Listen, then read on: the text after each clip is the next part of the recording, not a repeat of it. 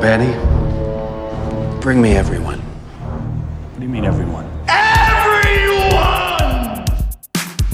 I have come here to chew bubblegum and kick ass. Barry Manilow know that you raid his wardrobe? Let me explain something to you. I am not Mr. Lebowski. You're Mr. Lebowski. I'm the dude. No one is to stone anyone until I blow this whistle. You can't fight in here. This is the war room. Surely you can't be serious. I am serious. And don't call me Shirley. Lord, you can imagine where it goes from here. Hello and welcome to the Zedos Gang podcast. My name is Joseph Buchanan. Over across from me is Sacha Allari, and joining us is our special guest, Leo Van-Dammage. What? This is a first for Leo. He's breaking his cherry, popping his cherry, so to speak, on the podcast. You telling the people you're popping my cherry? Whatever analogy you want to put in front of it, it's the first time. Surely this isn't the first time. Wasn't he on the Batman, Superman? That's right, yeah, you were. Yeah. Was I? Yeah, but when we were in the car. In the car. Yeah. The review. Yeah, the one review. You popped my cherry in the car. Yeah. Back seat. We popped it in the back seat, yeah. I was driving. Backseat drivers. Welcome to the podcast. How's everybody? All good. Okay, good. Chilling. Nice of the pleasantries.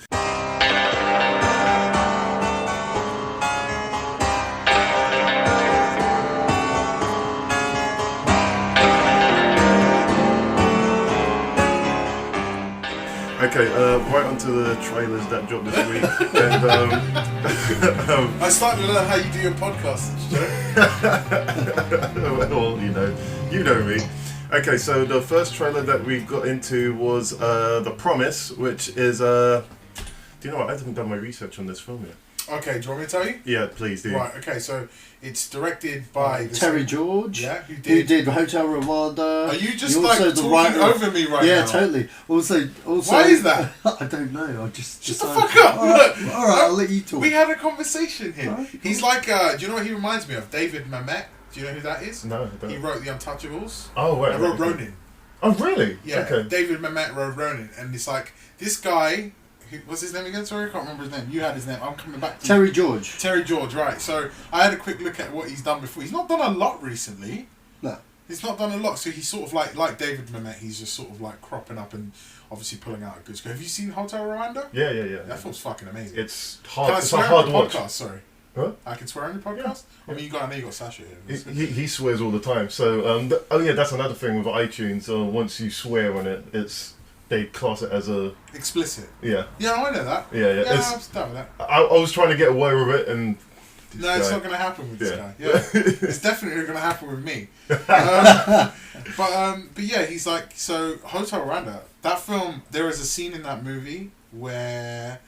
when they're going over speed bumps, supposed like inverted commas. Spoiler alert, by the way, for nobody's seen it, and it's just all dead bodies. Yeah. I was like, that was the mic chilling. drop. That was the mic drop moment for me. I was like, shit, this film is dark. Yeah. And Nick Nolte just being the most useless person in the world in that movie. Well, just like he is in real life and everything that he does. Wow, so you're not a Nick Nolte fan? Nah, man, fuck that. 48 hours? 48 hours was basically Nick Nolte, like it was Eddie Murphy featuring the antics of Nick Nolte. Like the antics of Nick Nolte. All Nick Nolte was a tool used for more Eddie Murphy-ness. That's all he was. Watch both of those movies, you're like, if Nick Nolte's not in this, do I really give a shit? Not really. Oh, wow. If you replace Nick Nolte with somebody else, you're not going to really care. But because it's Eddie Murphy, you're cool with it. Like, Harsh words. It's fucking... I will fight any man tooth and nail that wants to disagree with me on that. What about Nick Nolte? You can change over Nick Nolte, but you can't change over... would you fight Nick Nolte? Huh? Would you fight Nick Nolte? Right now? Yeah. Yeah, I'll totally fight Nick Nolte. At this age, as old as he is now... All you get out of him is... Yeah, well, I'll do it right now. I saw him in the Hulk. He's old. I'll fuck his shit. He's lightning. Yeah? He's lightning. Yeah, I know, but whatever. All you need is like 2-volt battery. Take him out. That's you, Nick Nolte. Yeah, you're in a battery now. I'll go Morpheus on him. I'll just tell him, this is you. You're a Duracell. That's all you are. But yeah, no, I mean, that film is amazing. Hotel Rwanda is fucking good, and I'm totes down with that shit, man. I want to check this out. It's got a good cast. I love Oscar Isaacs. Mm-hmm. I'm very off. The fuck's his name? Christian Bale. Yeah, I just. Why is that? Why is that? Do you know what? I just don't. I don't like him as an actor. I don't think. Don't get me wrong. I completely understand why people like him. Yeah. Right, and I'm like, okay, you like his I like him work. for American Psycho. Yeah, American Psycho. He's very good in that, and I get why people like him. I just personally don't like him. Okay, so I love Vince Vaughn.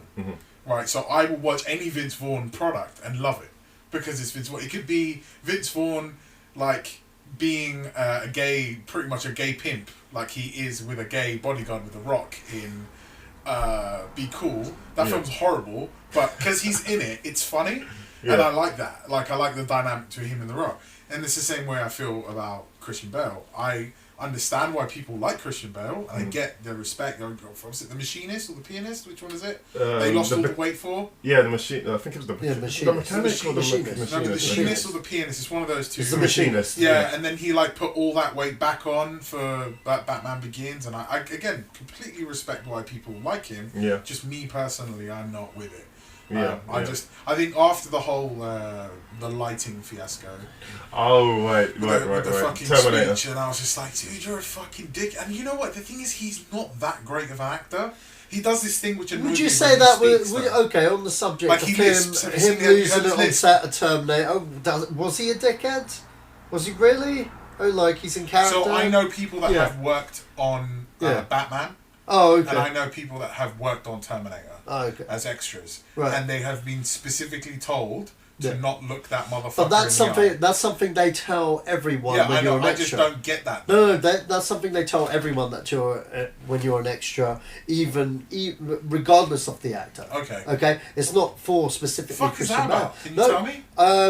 No, it's just a generalised rule kind of thing. A lot of people have said this. I remember my mate Simon Merritt, he worked on The Saint. They said the exact same thing about Val Kilmer. They said that the exact my friend Jessen, he was on something recently. 24 said the same thing about Keith Sutherland. A couple of other actors. It's a general rule. Oh, I thought that was a straight up. No, that's not an endorsement by the actor. The actor is probably not even fucking aware of this. Also, rule. nobody seems to notice the lisp that he has. Yeah. He talks with like the front of his teeth, and every time I see him like accentuate. That's when you know when you hate a guy, you start analysing everything about them. And like the way he accentuates his words, it just annoys me. Did not notice. And his face, the way his face is shaped in the Batman cowl, I just think like, your eyes are just too close together, and I think you shouldn't be Batman. I think you don't look as good as Michael. I would have cast Michael Keaton again. Fuck it. Instead of him, but I don't like Batman Begins twice. I don't know, fucking just throw that in there. But Joe's trying not to laugh. Wow. But yeah, I mean that's my impression. I will totally watch it. I just don't. I think his best role was Patrick Bateman.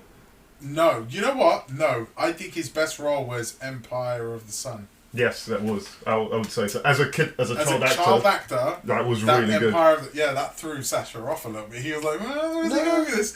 Empire of the Sun. Yeah, I think that's probably his best and first role, wasn't it? Yeah, I think it was. Yeah, that film's badass. Yeah. That film is badass. It is really good. It raises the question though: kamikaze pilots. Why do they need helmets? What's that about?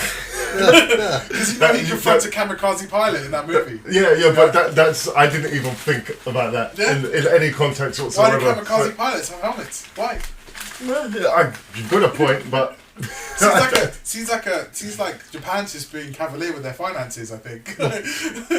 Well, that's another story. Yeah? So The Promise, good trailer. Yeah, it's a good trailer. No, I definitely will check it out. You know what? It honey dicks you because it starts kind of soft. Yeah. Then all of a sudden it starts going into like rebuilding the Ottoman Empire and right in the middle of the trailer. Yeah, you'll definitely see the Kardashians there. You'll see them at the red carpet because it's the Armenians. I really hope not. The black people of white people. Wow, the black people of white people. It's true. Armenians are the black people of white people, man. That's interesting. It's a true story. Really interesting, man. I'm taking that straight from Donald Glover. Okay. I've not seen a lot of his stand-up. I need to watch his stand-up. I think he's only got really one. good. It's called Weirdo. The Weirdo, okay. It's called Weirdo, yeah. Okay. It used to just be on Weirdo. Netflix. Yeah, I think it's off Netflix. You can watch the whole thing on YouTube. Okay. I'll check that out. Or just call like Caesar. Well, I'm not condoning that, and neither should you. Hey, sometimes you gotta call Caesar. You need the hookup. Okay. So I'm hopping on. Go for it. I don't want to stay too long. So onto Collateral Beauty. This stars Will Smith and a bunch of other people. It strikes me as the movie 43 of serious films. Like, wow. Do you get what I'm saying though? Because it's got like Kate Winslet and Ed Norton and Will Smith. It's like, it's got such a great cast. Like, but will this film be good? But on the flip side, you have to ask yourself: is there a bad Will Smith film? Yes. Yeah, there's loads. After Earth. After Earth, I liked it. Wild Wild West. Hey. No. The Giant Spider, leave it alone. Fuck that Giant Spider. That was a fucking shit film. After Earth was another shit film. Do you know? I didn't mind After. Do you know why? Because I just got to see Jaden Smith cry. No one likes that kid. Nobody. I don't understand. I don't even think he likes himself. That's why he cancelled his Twitter account. Because he's like, I'm talking too much shit, so I need to stop talking shit. Oh wow! We thought that kid was going to be the next Will Smith, and he turned out to be a dud. I'm more impressed by his sister. Yeah, who whips her hair back and forth. I really pay attention to what the kids like outside the movies. I liked the Karate Kid. I was hoping we had the Karate Kid too. Guess we didn't. Yeah, I don't know. But the thing is, I mean, going back to this trailer, if anybody's seen it, it feels... Oh, it's got Keira Knightley, okay. Yeah. If anybody's seen it, it feels very much like the Christmas Carol. Christmas Carol, yeah. It's like very much a Christmas Carol, like, okay, I'll be sending these, he's going to learn a very valuable lesson. So you got, I mean, look, count it out. So you got Michael Pena, Keira Knightley, Ed Norton. Yeah. That's correct. Kate Winslet. Who else? Helen Mirren. Yeah. Right? You got all these people who plays... There's obviously somebody else that plays somebody like... You got Death, Love, and somebody else in this movie. Right? It's a studded Naomi cast. Harris. Naomi Harris, right? Jacob Lakemore. It's a star-studded like film, right? Yeah. Is this film going to be good, or is it just... It's coming out in December, so I'm guessing they're Christmas pushing it for Oscar. Sounds coming out in December. Yeah. Because what Oscar plays in December, it's a lot Star of Wars. this movie. No, Christmas Carol. Oh yes, of course. December, Yeah. I didn't even put the dots together. I was thinking box office. There you go. That's them trying to... I mean, Zach, what do you think? Yeah, man. I just smell Oscar bait here. Like, look, let's just put him in a movie so we can try and chase his Oscar. It's by the people that did Spotlight, which was a total Oscar bait movie. Don't get me wrong. Did you like it? It was a good movie until spoilers. Okay, there's this scene in the whole movie which was so out of place from the whole movie, and it was when Hulk hulks out. When Ruffalo has his little meltdown, when he gets pissed off, that was there specifically for him to get the Oscar. Did he get it? No. Oh. And it was you couldn't have made it more blatant. You seem very angry about it. I am, because you know what? That's exactly what this trailer is. Yeah. Okay? That's exactly what this trailer is. I'm Will Smith, I don't have one, I need one. I'm going to do this film and cry a lot and pretend I'm pissed. Will Smith, if you really wanted an Oscar, you should have said yes to Django Unchained. Shut the fuck up about fucking my man's line, the dentist line. What's the actor called? Christoph Waltz, okay, having a cool line. I just played the character the way the character wasn't written in the script, okay? Being shut the fuck up, say nothing at all, look badass, and being in a Quentin Tarantino movie. Then you would have got your Oscar, and people went, holy shit, Will Smith can do more than just hey, one-liners, blah, blah, blah. I lost Will Smith the minute he walked out of Django Unchained. And then when I found out the reason why, I was like, fuck you, Will Smith. You should check him out in... Seriously. Check him out in Jersey Girl. Yeah, no, that was probably his best performance in ages. He's only in at the end, right? You know what?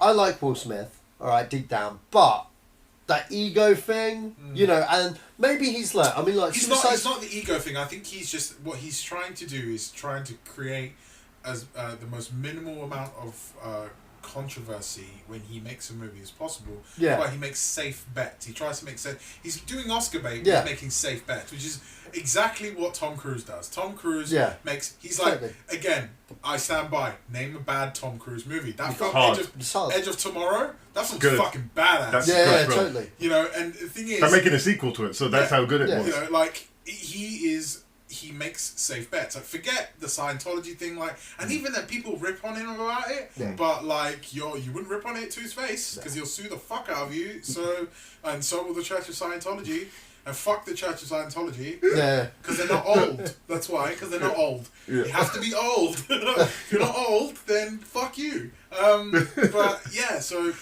he does safe bets. That's what he's doing. This is a very like, oh, you know, my kid died. So it's Oscar bait. Yeah, you're right. Yeah. And that's what this is going to be. It's going to be like they're going to turn around and say, that's my problem with this whole trailer, man. It just doesn't sell me because of that. You know what I mean? It's a paint by numbers trailer. Yeah, totally, and it reeks of it, and it gives away. I mean, like, tell me like now you can't figure out what. Oh yeah. It's a paint by numbers trailer. He should have won the Oscar. I think he should have won the Oscar for £7. Yeah, totally. That's what he should have won it for. And I didn't see that ending coming. Yeah. So that was like, okay, so you honey-dicked me, and it's a good fucking movie. Yeah. He should have either gotten it for that, because he obviously, his Oscar bait was Pursuit of Happiness. I mean, like, he didn't get it there. He should have got it. Should have got it for either of those. Oh yeah, definitely. But you know, he's black, so whatever. Apparently that's the way he thinks Oscars roll. Because you're black, you're not going to get it. Which is bullshit, because Denzel wins them, right? Yeah. So shut the fuck up. Whatever his wife is talking about, eat a dick. Anyway, I mean, like, it comes across, like you said, a point-by-number kind of movie. And you know what? It's a studio fodder kind of movie. I mean, like, it's been directed by David Frankel, yeah? Who's done nothing but studio point-by-numbers movies. I mean, like, look, you got Marley and Me, A Big Year, Hope Springs. These are all movies that didn't really like the board. The only movie I did like of his was Devil Wears a Prada. And that was mainly... You didn't like Marley and Me? Huh? You didn't like Marley and Me? Fuck Marley and Me. Marley and Me's the dog one, right? Yeah, that's you right. didn't like that film? No. You're a horrible human being. Yeah, I am. That fucking film's amazing. Marley You know, I and saved a dog recently, right? You saw that shit? Yeah, I saw that shit. Yeah, I love dogs, man. Dogs are the best. There's nothing wrong with dogs, but it's a shitty movie. Okay, let's get back on the track here. Yeah. So, do you like the trailer? No. No. You like the trailer? I'm in between. Okay. I think I'm being honey-dicked. So we all agreed this is a paint by numbers trailer, which is there for Oscars. For sure. Okay. So on to the next trailer, which is Ouija. This is I don't care. I really enjoy this trailer. So before we go, all right. So the guy who directed this movie directed another film called Oculus. Yes. Right? Have you seen Oculus? Yes, I have. That film's fucking amazing. Yeah, right? it is, yeah. Independent, small horror film. What's the guy's name, Sasha? Because I know you're looking at it. Mike Flanagan. Right, Mike Flanagan directed Oculus. He wrote Oculus. It's a really small movie. It's good. Great fucking movie. The girl who's in Oculus. Oh yeah, she was in Guardians of the Galaxy. Yeah, that's right, the shaved one. Yeah, she's in Guardians of the Galaxy. She's doing some other stuff. She's breaking out. She was in Doctor Who as well. I think she's British. She's Scottish. She's Scottish. Yeah, same yeah. Whatever. Sorry, Scandi. I don't give a shit. So, but basically, she's amazing in that movie. The brother, he's great in that film. He did a film with Ewan McGregor afterwards. Is that the one with the fishing heist. One? They're thieves. Because he's Australian, that kid. He's from Australia. I can't remember what the film was, but him and Ewan McGregor did a film that just came out right after Oculus. But they're really good. That film is great. The first Ouija, the production company that does this, I don't remember what they're called, but they're like very much asylum-y kind of thing. You know, Blumhouse. It might be Blumhouse. Yeah, Blumhouse did Ouija, which is a fucking dog shit movie. Right? Yeah, it's bad. And they also did The Asylum, a film called The Asylum, which is dog shit as well.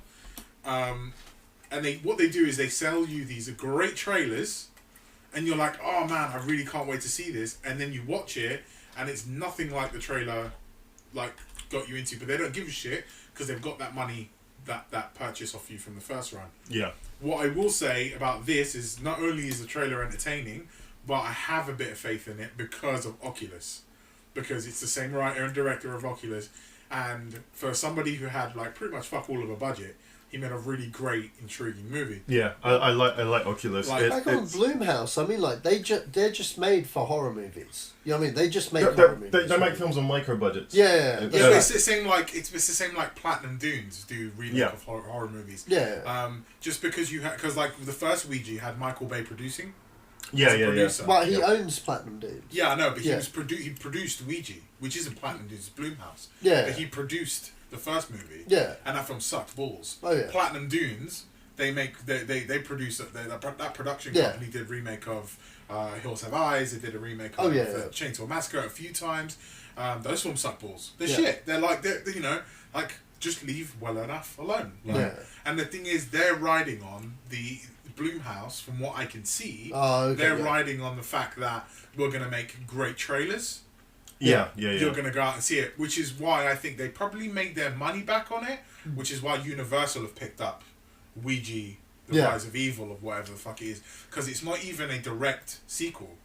Yeah, that's right. It's a sequel. It's a prequel. It's a prequel? Yeah. Okay, so it's a prequel, but then they're not connecting it to the first movie whatsoever. Yeah, it totally nullifies. Yeah, I mean, just even look at the way the first movie is, not just shot, but the grading. Like, it just looks like it was made in somebody's basement. Like, and I'm just not. And you know, you film things with way smaller of a budget that are way better than that. Like do you get what I'm saying? Like incredibly better. And somebody. Just think about this. Somebody sat in an office somewhere and pitched Ouija to a group of people who pulled out their checkbooks and paid for this. And that's what really upsets me about the movie industry. So fuck this movie. You know what? Fuck the other one. I'll watch this. This looks awesome. Yeah, it does look good. Totally, you know, check it out. Watch the trailer, but just... Again, don't get honey-dicked by trailers. I'm not. It's just what I love about film trailers, because I like the art of film trailers, and what this one does, this could have been a paint-by-numbers trailer, but the way it's cut, and she gives a little explanation. It's this bit here where she's giving... She's talking about what it feels like to be strangled. Yeah, that's awesome. It's going through so they've got the actress from that girl. Yeah, from Oculus. Yes. Yeah. So... the other thing that I know, and I don't know if this happens in all cases, but may have happened here, being obviously a bigger production, is that the people that cut the trailer make the trailer before the film's ready, right? Way before. Yeah. They get given like some stuff, and they cut a trailer made out of that. The production company looks and go, yeah, that's good, before the film's even finished. So they may already be inadvertently giving you too much away, and I think they probably give a little bit too much away.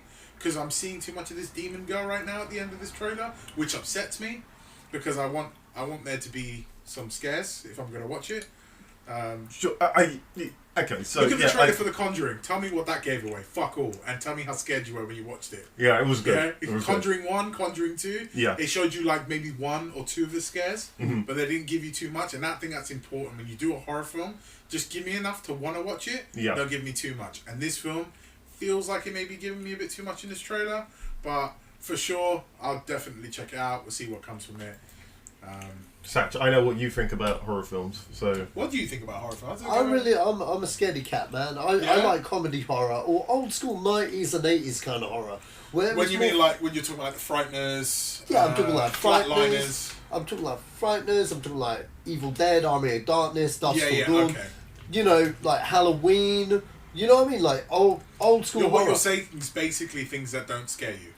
Basically, I want to have a good time. I want to have a good time. I want to have a good time and have a good laugh at the same time as well.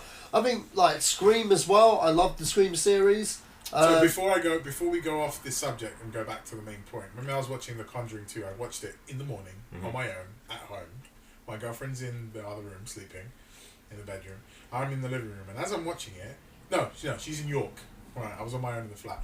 It was in the morning, and I'm watching it, and I was like, I had something in my eye, and it really was because I didn't want to look at the screen. So, because I knew a jump scare was coming. So I was like trying to convince myself like I wasn't scared. I was going, oh, I've got something in my eye. No, for sure. No, that's why I'm not looking at the screen. You got something in your eye. But really, it's like, I don't want to look because I'm about to shit my pants. Yeah. This fucking movie. James Wan, I think at the moment, is probably the best horror director out there. Yes, I agree with that. Dead Silence with his first. He did that Death Sentence movie I was saying he was making about. Death Sentence, yeah, that film's fucking amazing, man. And he did obviously Saw 1 and Saw 3, which are the best Saws. He's a fucking badass director. Yeah. Like he made $1 billion on fucking Fast and the Furious 7. Yeah. Well, I feel that it's got something to do with the fact that Paul Walker died. Oh yeah, totally. You know what? Wouldn't it be a conspiracy theory, just before we go off on this? Wouldn't it be funny if Vin Diesel killed Paul Walker just so he can make the $1 billion and continue the Fast and Furious franchise? Just let it simmer for a second. What if he fucked around with the Porsche and then let Paul Walker die, and he's like, "Oh, my brother," but really, it's a fucking conspiracy. Wow, that's Just hold on, because you don't know The Rock's been beefing with with Vin Diesel recently. That's got to be for WrestleMania. It's going to be. If it's for WrestleMania, I'm not a massive wrestling fan, but if it's for WrestleMania, I think my balls will empty into my pants. Yeah, this is why I like whenever The Rock comes back to the WWE, he always does. He makes it an event. And even when he just shows up, he's just cool to watch. That's right, brother. Do you think he's coming back? Hogan. Yeah. I mean, if he stops being racist. You know what? I only just found out about that recently. Really? The Hulk Hogan thing. I was like, wow. He's just basically. I think he's got to tone the racism down a little bit. But you know what upsets me about that though? Like being a guy from the 80s and brown. No, that had nothing to do with it. But being a guy from the 80s, I mean, like, there was a point where he was wrestling. Yeah, he was wrestling. He won't ever come back though, because they've removed his existence from the WWE. He's out of the Hall of Fame. You can't find him anywhere. The only thing you'll find him in is like maybe some of the games. Remnants. No, yeah, old games before the racism shit happened. Wow. And YouTube and all random videos on like random websites. You won't see him anywhere associated to WWF or E or whatever the fuck you want to call it. But anyway, moving on. Wow. Yeah, so that was Ouija. We got into a bit of a tangent there, but yeah, just watch the trailer. I'll put in the description below on YouTube. Watch it. It's great. It's good. It took me off guard because I thought it was going to be garbage. Yeah, because the first one's garbage. Yeah, the first movie is absolute dog shit. And I was actually really entertained by that trailer. It did its job, essentially. Okay, on to the next film, and that is Underworld. So we were talking about this earlier. They've got how many Underworlds? You got Underworld, Underworld Evolution, Underworld Rise of the Lycans, Awakening, and this. So that's 5 Underworld Blood Wars. Movies. Yeah, 5 Underworld movies. Really, did we not say everything we needed to say with the first Underworld movie? Hey, Les Wiseman wants to make other movies, so he needs a cash cow. This is his cash cow. But he must love to boss his bitch around. Oh yeah, definitely. He's like, she won't listen to me in the bedroom, so I'm just gonna hire her. Well, she wants to still be relevant as a movie star, and this allows her to be. She is relevant as a movie star, man. Yeah, I would say she is. Do you know what? Do you know the worst thing? Her best role is in Click. Click? Yeah, with Adam Sandler. Yeah, man. Where she plays the. Well, there we go. She plays the housewife. No, I think there's a film that she did a few months ago called something to do with Friends. Crap. Friends. No. Will I get sued for that? Will they take us off YouTube for me singing the Friends theme tune? No, I've got a. It has to be. I think it's longer than 5 seconds or 10 seconds. Oh, so it's got to be longer than tech. That's how Plumbing the Death Star do it then. Plumbing the Death Star? Yeah, that's a really great podcast from Australia. I think you'll love it. You'll actually love it. Just the name intrigues me, man. I'll show you it after here. It's good. You should tag them in. They are one of the best podcasts on iTunes. Like they're rated top best of 2015 and 2015 last year. Oh wow, okay. Yeah, they have like hundreds of episodes. They're very good. But the film was... Oh, she's in Total Recall. I didn't even know she's with Colin Farrell. Yeah, she's the Sharon Stone character. Bro, she's just too hot. That's his problem. Is that's she's it. too good looking. The film is Love and Friendship. This film is great. It looks like a period film, but it's basically Alfie in the 1700s. 1800s. It's Is fantastic. she Alfie? Yeah, The Alfie essentially. type? She's a whore. Yeah, sort of. She's a whore. She's a whore, Joe. That's what she does. She walks around and she's like, "Hey, yo, do you want a bit of poontang over here?" Like, no, not quite. Is she not a Jew? Close. Is she not a Bronx Jew? Not that I saw in that film. Oh well, gosh darn. But Love and Friendship, I recommend it to anyone. Okay. It doesn't look like a film that you would enjoy, but it is. Trust me, it's brilliant. But yeah, going back to I personally Underworld. felt her best role was on Elder Scrolls Online, the video game. Elder Scrolls. There we go. The thing is, I like. You know what it is, right? You know what it is when she's in, because she's in Click. She plays like the good-looking MILF. Yeah. And I'm down with that stuff, man. That film, I know you're like, oh, that's all it says. But you know the bit when he's lying in the street in the rain and he's like, family first. I was like, I'm going to cry. I'm going to cry right now. That film's good. And she's good in it. And she'll be good in this because it's Kate Beckinsale doing basically her most famous role. Oh, yeah. Which is this. But she's a good looking chick. She's still got it. How old is she? Can you tell me? Like 50? Supposed to be 45, 50 years old? Not 50, yeah. 40 something. I mean, she's like, so probably like, what, 42? I'm going to guess. 42. Kate Beckinsale, 73. So yeah, she's in her 40s. She's 73? No, she's born in 73. 1973. That would make her 43. Yeah. She's 43 years old. Yeah, so, I was going to completely think about two things there. So yeah, the Underworld looks like Underworld. It doesn't do anything different in any way to try and make it look like it's moved on. They all look the same. Yeah. All the trades look the same. Blue and black, grading, just like, vampires. You can match up a Resident Evil film with that trailer. That's how much of the same it looks like. Give me some Resident Evil, man. I'm done with that. Oh, it's complete dog shit. That's why I love watching it. It doesn't makes even no sense. It doesn't even try to follow the game's storyline. No, you're absolutely right. Yeah, absolutely right. Doesn't even They're try. just like, so here's the source material, and we're just gonna yo-bowl this shit and make up our own minds. Yeah, and that's what they did. It's only Michael W.S. Anderson, right? Yeah, P.W.S. Anderson. Yeah, I like him. He did Mortal Kombat, the first one, 95. The only film I like from him is Event Horizon. Event Horizon's a fucking badass movie. This is what I mean. He went from there to there. Yeah. It's. I don't know how you do that, but clearly he's done it. That's why. Because Prometheus steals a lot from that movie.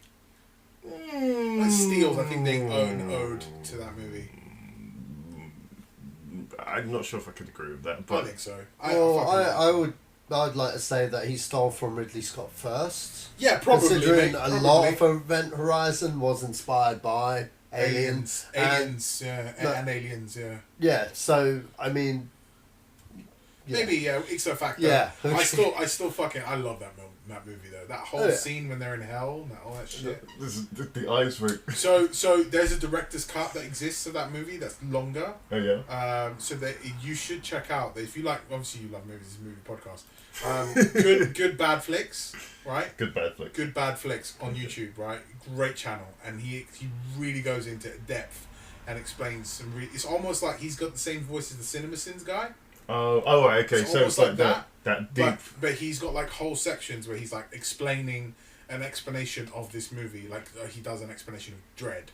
And he goes into like what happened and why there was a director's cut or whatever. And he does one about Event Horizon and how basically it's a case of too much meddling from the production company where it would have been such a better film. Right.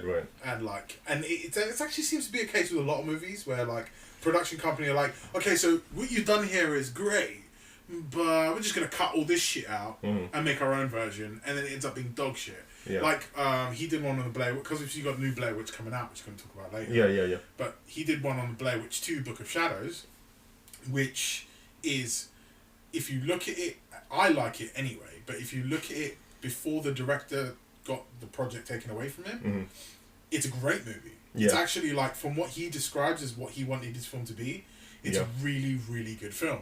Yeah, I heard about that on another podcast as well, that the before the studio. Yeah, you're talking about it wasn't Good Bad Flicks, but he references Good Bad Flicks in that podcast. Oh, okay. I can't remember what you're talking about, but yeah, there's he references Good Bad Flicks on that podcast where he says if you want more information, go to this guy because the guy at Good Bad Flicks really breaks it down. It was going to be a really good film until production company came in, fucked with it, and it's like, oh, we're going to add more scenes of violence and put Marilyn Manson on here because that's what the kids want to listen to right now. It's like, no, dude, no, just don't be a dick. Just allow the director to be a director. Yeah, Produce, provide money, have faith in the story. But anyway, again, tangent again. We'll talk about Blair. I tangent a lot, by the way, people. That's why the people don't. You come to my podcast and listen to me on there. I'll tangent all day long. Underworld is Underworld. If you've ever seen an Underworld film, it looks exactly like the last one and the last one before it. Okay, the last trailer is Live by Night, and this is a Ben Affleck film, directed by Ben Affleck and starring Ben Affleck, and and Zoe Saldana as well. Affleck being Ben Affleck. Well, yeah.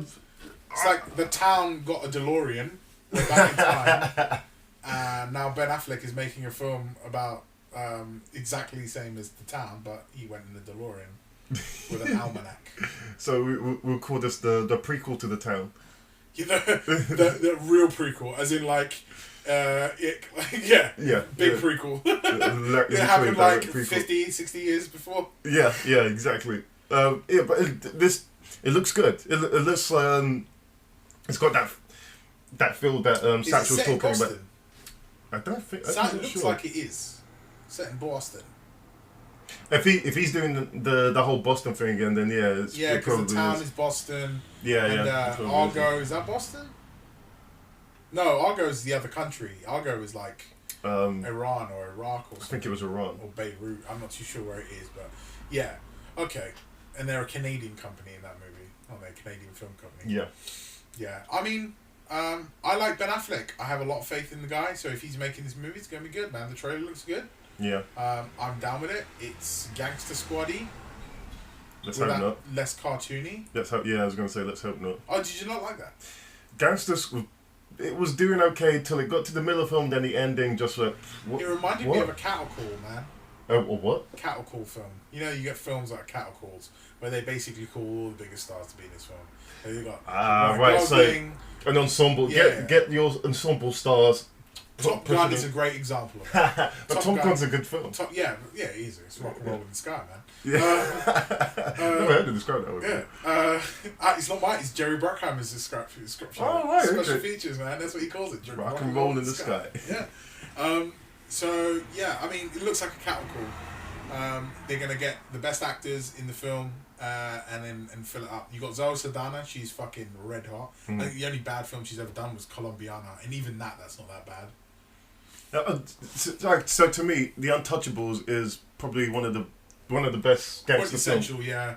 And every time I watch that, it's like, oh my god, yeah, this film's great. I always forget about it. It's really good, but it's just so long. Yeah, it's very long. That's Brian De Palma for you, though. Yeah, it's like I want to watch it, and I don't know how much I don't know how much I can take it just sitting down like. I know what you mean. I know, but when you do finally watch it, it's like, oh yeah, this is good. It's such a good film, and not that I'm saying none of these films since has been that good, but that it always, when I see period films like that, it always leads me back to The Untouchables and how quintessentially good that film is, just in the sense that. But Brandon Palmer always puts his stamp on stuff like that. Sorry, Satch, I've been hogging this up, and I need to get this on. What do you think of this trailer? Well, the Ben Affleck one, yeah? Live by Night. No, it looks really good. I mean, Affleck's a more than competent director. We all know this. It's been proven. Got no problem with this. I thought he was a shit director. I like the period setting as well. I think that's something completely new in a new direction that he's ever gone since. I mean, like, it looks great. It's definitely my kind of film. I love films like Untouchables and LA Confidential and that's a good one. Like that. LA Confidential is actually like in my top 10 of best films of all times. Yeah. I love that film, and this definitely has that feel. And Came before I got Old Basinger. Yeah. Do you know what? She never got old, man. She's still sexy. Sorry. I still think I'm going to use that line, that exact line later on. But go ahead. Still sexy. I think she's still. You know exactly what part I'm going to use that on too. I'm not going to look. Listen. Yes. Yeah. So we're down with this. Well, yeah, okay, I'm down with with Messenger. That's what I'm down with. Okay, so Live by Night. It's a great trailer. I'll put it in the description. Not live. It's live. Sorry. Live by Night. Great trailer. I'll put it in the description so you guys can have a look at it. How do you spell live and live, Joe? Exactly the same.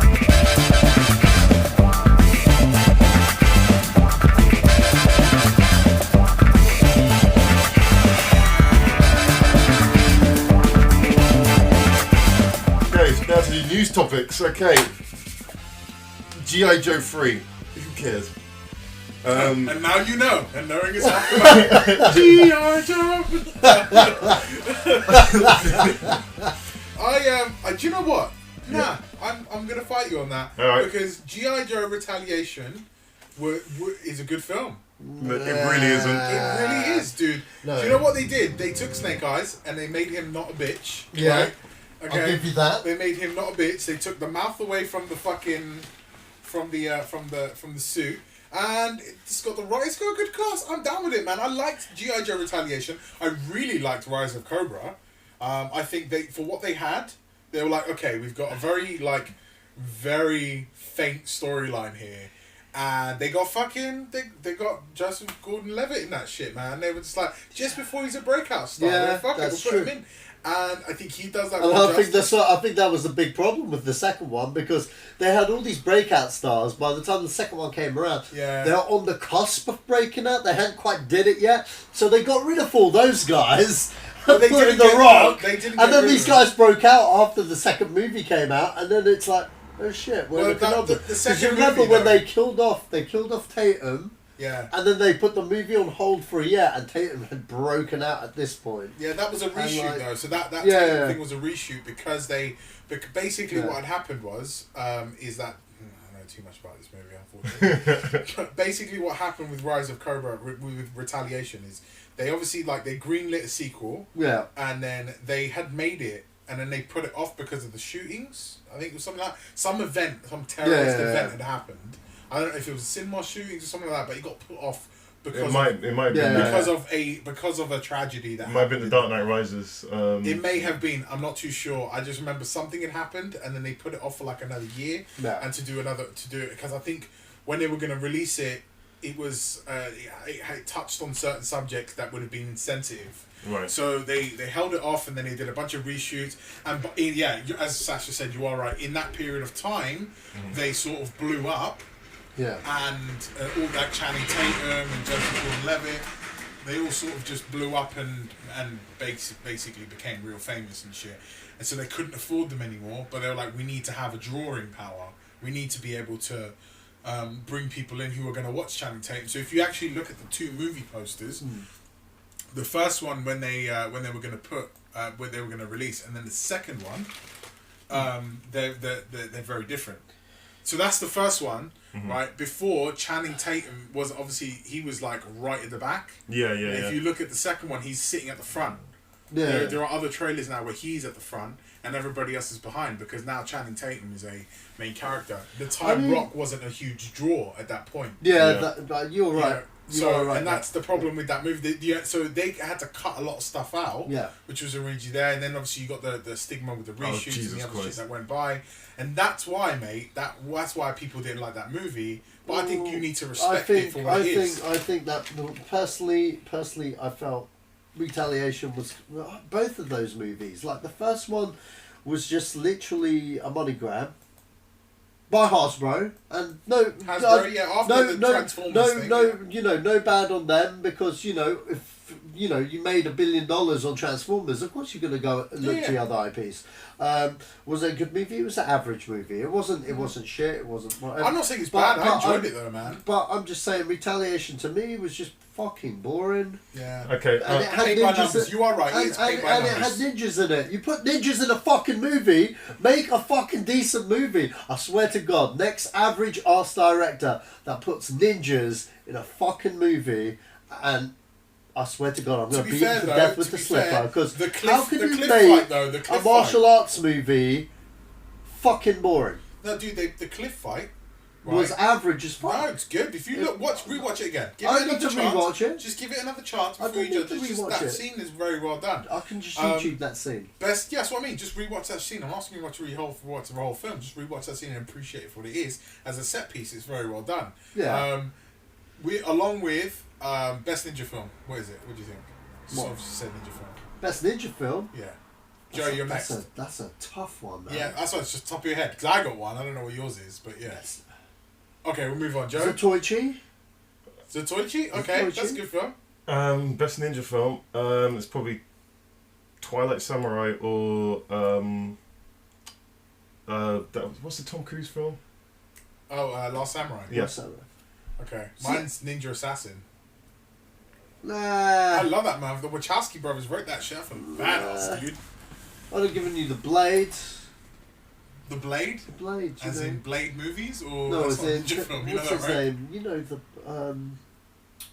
oh, God, I can't remember. The one-armed swordsman film. You ever see that one? A long time ago. Just I know what you're talking about. Yeah, you know what I'm talking... Yeah. Anyway, G.I. Joe... Hold on. Yeah. Wait. I need to make 2 points before you guys go on. Okay, so the whole point of G.I. Joe 3 is that they've held it back because The Rock is like making every film in the world at the moment. Yeah, sounds about right. What's he doing again? He's doing something else right now, isn't he? He's doing everything. He's doing everything. Films, yeah. He's literally in everything. It's Black Adam. Yeah. Well, eventually. I mean, he's not Shazam. Okay, let me... My second point... Yeah. My second point, in the second film, what the hell was RZA? RZA? Yeah, RZA. that took me out of that so much. The RZA is obviously, for people who don't know, the RZA is in the Wu-Tang. Yeah, Wu-Tang Clan. He is... And I think they're heavily influenced by martial arts. Yeah. Okay. I think he is just in there because he loves martial arts. Sure. Also because he was just in the Man of the Iron Fist. Yeah. Probably recently after that time.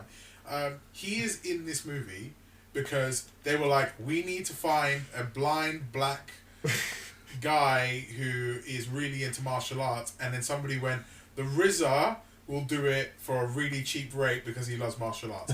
And so that's exactly the conversation that happened. So somebody who knows the RZA or knows some like Red Man and told Red Man, can you put me through to Wu-Tang? Get me through to the RZA. RZA was like, yo, I'll do that all day, yo. And so they went, cool, no worries. And so they turned up, put some contact lenses on. They didn't even change his hair because he's old now, isn't it? So they put some contact lenses on him. They was like, let's just find the most racist shit possible. And they just like picked me up a kimono from like the hooker store down the road. They put one on him and went, go be an actor. And he doesn't even say much in that movie. He just pretends to be blind, right? Yeah, but it's so weird. It's so weird. Yeah. But tell me, there are so many I films didn't even remember the RZA being in. Yeah. I didn't remember until you just showed me. Because it was like, what? But then it all came back. I was like, oh yeah, the RZA is in it. But the RZA, I mean, like, look, he did Ghost Dog. Like he wasn't in it, but he did like the soundtrack for it. He did obviously The Man with the Iron Fist 1 and 2, which 2 is dog shit, but you know he is very much influenced by martial arts. Yeah. So for sure he's going to have some sort of involvement somewhere.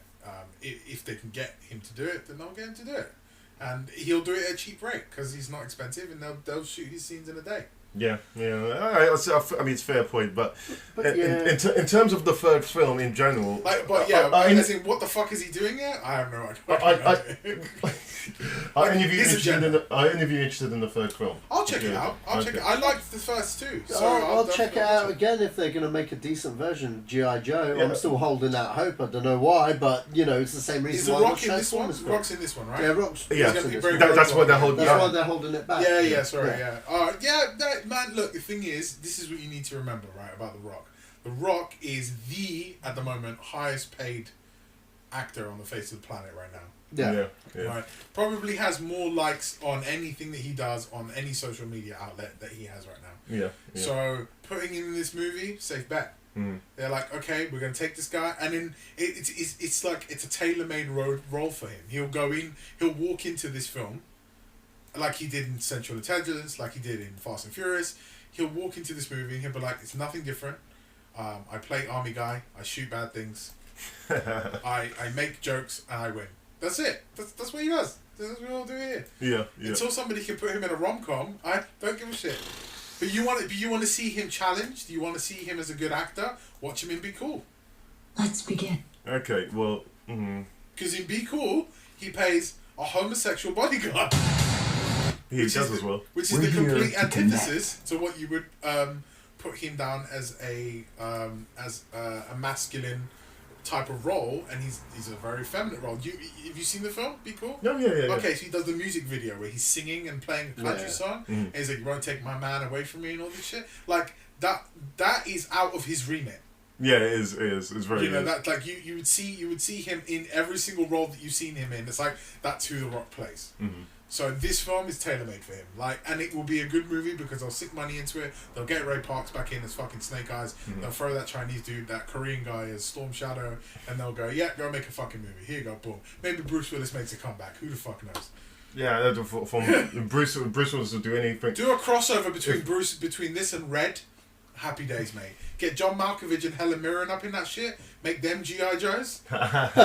like OAPs, OAP G.I. Joe. Just throw all the acronyms in there. Yeah. But there's one for you, Hollywood. Geriatric G.I. That's it. Geriatric Joes. Geriatric Joes. There you go, Hollywood. If you're listening, that one's for free. Said it here first. That one's for free from Leo Van-Dammage. Okay, so on to the next topic. And so Anne Hathaway, she wants to play Catwoman again. She recently said that she's up for reprising her role as Catwoman in the DCEU. Okay, so Dark Knight Rises, I really like that. There's problems with it, but I really like that film, and I liked Catwoman in it, as in that universe. But the fact that who's asked? I don't know who's asked her. I've got the article up, and it's what did they say to her? Much like the Pee Wee Herman movie, nobody asked. They're just chatting shit. The story. I'll let Sacha go on this one first because I've been talking low. Okay. Well, either way, she said she loved playing the role, and she said she's up for doing it again, and I don't have a problem with that. But this creates a problem because does that make the Christopher Nolan world canon, or does it separate it? Is she playing a different version of that character? So just for let Sacha go first because I've been hogging. So go. I just think she just really wants to play the role again. That's literally all it is. It doesn't make the Christopher Nolan verse canon whatsoever. No, but hang on, wait. But I see what you mean. Mm-hmm. I don't think they would go with her. You know what I mean? This isn't Warner Brothers asking. This is just an actress wanting to be part of something to be relevant still. You know what I mean? There's nothing wrong with that, Anne. You enjoyed playing Catwoman. That's great. But from the very reason why Christian Bale isn't in these movies is the very reason why Christopher Nolan's a producer on these movies. He almost was, though. Huh? He almost was. He almost was, but Nolan was no. Nolan likes his trilogy. You know what I mean? He doesn't want it tainted with all the extra stuff from the DCU. You know what I mean? The Dark Knight trilogy is the Dark Knight trilogy, standalone from anything else. You know, and that's why he's a producer on these films, to keep and protect that trilogy. Mm-hmm. Okay? Now, that works for good and bad. You know what I mean? And it has done with the films that have come out. You know, her being in this new established brings that conundrum which you're thinking like, well, people will be like, oh, so are those connected or blah blah blah. No, she won't ever be cast in these films. You don't know that? No, she won't. You don't know that, though. He's right. As long as Christopher Nolan's producer, no one knows that, though. As long as Christopher Nolan's name is listed as a producer on any of these films, she won't be in there. Okay. The minute his name isn't on there, gives Warner Brothers the opportunity to put her in there. Sure. The only time she'll make it is if they do a. So I'm just going to jump in. The only time they ever will do, because you seem adamant to say you never know, and you have got a valid point, and he's got a very valid point when he says Christopher Nolan, as long as he's attached to it. Yeah, and bear in mind when I'm saying that, as long as he's attached to that. Mm-hmm. The minute he's like, okay, whatever. You know what I mean? Or the WB remove him because they can just remove him. Yeah, you know they what I mean? won't. They might because depending on success of Batman, success of certain IPs and whatnot, whatever we have here. You know what I mean? That all determine what they do at this point. Well, you know what I mean? It's all hearsay right now. Because Christopher Nolan's got such a good standing with Warner Brothers. Yeah. They're not going to say, well, we want you off this purely because. Yeah, of course. Of course. A and B doesn't make. But at the same time, you know what I mean? If he's not attached to the Batman in any kind of capability as a producer, just to say no, you can't do that because that's part of the Dark Knight trilogy. You know what I mean? She won't be in Batman. So I'm just gonna jump in. Mm-hmm. So basically, the reason, just to start off with, the reason most people are pissed off about BVS and maybe Man of Steel as well. I like Man of Steel. I don't love it, but I like it. I'm a big Superman fanboy. I'm a DC fanboy. Mm-hmm. The reason people are pissed off with it is because they've rebooted the comic books twice, I think maybe, but. They've rebooted the comic books, but the way the DC universe is set out is that you have multiple universes, right? So Earth 1s, Earth 2s, whatever, right? Which gives you a fucking massive array to make things like this happen, right? Yeah. If they so wanted to, and let's be honest here, Warner Brothers can do it, right? They have the bank. Yeah. They could turn around and go, we're going to make a Justice League movie, but we're also going to do a fucking crossover movie. So we're going to get Batman from fucking Nolan's universe. We're going to pay Christian Bale the bucks that he wants. We're going to put him in the suit. We're going to get Ben Affleck, and we're going to put him in the suit. We're going to pay him the bucks, and we're going to do a huge crossover movie that goes around. You incorporate the Flash from the TV series and all this, because the way what Warner Brothers have said is that, and DC have said is that they acknowledge whilst they are separate TV and movie, they do acknowledge that they do and don't exist in the same overarching story, but different universes. Right. So Earth 1, Earth 2, you got different multiverses, and you have the Crisis of Two Earths and all that shit. Yes, they could do it, right? Will they do it? I agree with Sacha. It's not going to happen as long as Chris Nolan's attacked. If they do, it's way down the line when basically she's too fucking old to play the role anyway. And I'm going to be honest with you here. She is a shit Catwoman. She's dog shit. I don't like. It's my personal opinion. So you say what you want. Wow. I don't like her, right? But that's because I'm spoiled, and I have had the pleasure of watching Michelle Pfeiffer. Yeah, she's my favorite Catwoman. Play Catwoman. Yeah. And that's why. So we've had 3 Catwomen. Shit plugged in. We've had 3 Catwomen, okay? Her that I know, 4 if you count the animated series and the original TV series. Yeah. But we've had 3 Catwomen. The ones that really matter, okay, Michelle Pfeiffer. So not Halle Berry. No, fuck Halle Berry. She's horrible. But you have to count her. Yeah. Right? You have to count her as a Catwoman because she is an actress that has portrayed the character. By all means, horrible way. Yeah. And that's not her fault because she actually did a good job as Catwoman. Yeah. As Selina Kyle. But I think the rest of it was not very good. Same way with maybe Anne Hathaway played a really good Selina Kyle, but not a very good Catwoman. Yeah, but that's the thing. Her Catwoman was very grounded in that universe. Yeah, I know. And again, that's why Warner Brothers have that opportunity. But for me, I come from the fucking Tim Burton universe of Catwoman, where I got to see Michelle Pfeiffer's, I'm going to call her Pfeiffer's, Michelle Pfeiffer's in fucking lycra, skin tight, doing flips and shit. Yeah. And for me, I'm down with that. I'm completely down with that. And everything is right with her performance in that movie, all the way down from the way she deals with Oswald Cobblepot, where she deals with Christopher Walken.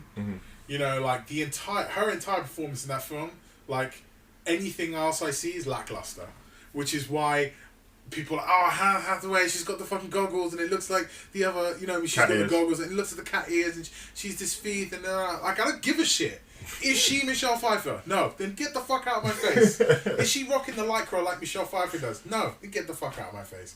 She, they shouldn't have her in here. She's essentially just a thief. Yeah, she's just a thief who dresses up like a cat because it's a fucking... And even the ending doesn't make sense because the ending is like Selena Kyle and Bruce Wayne have always had this like will it, will not happen in that universe, and they almost do it and they kind of don't, and then they fuck and then they don't, and it's just like... And you had that in Tim Burton's Batman Returns. You had that. You're like, even when they're kissing each other and she's like, he's like, mistletoe can be deadly if you eat it, and she's like, a kiss can be deadlier, and then they realise it, and they're like, oh shit, we're like enemies, we're dancing, we're about to fuck, but we're not, and then Penguin comes in and fucks with them. Yeah.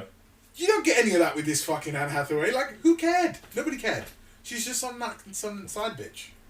Fuck it. I think this is my You know what?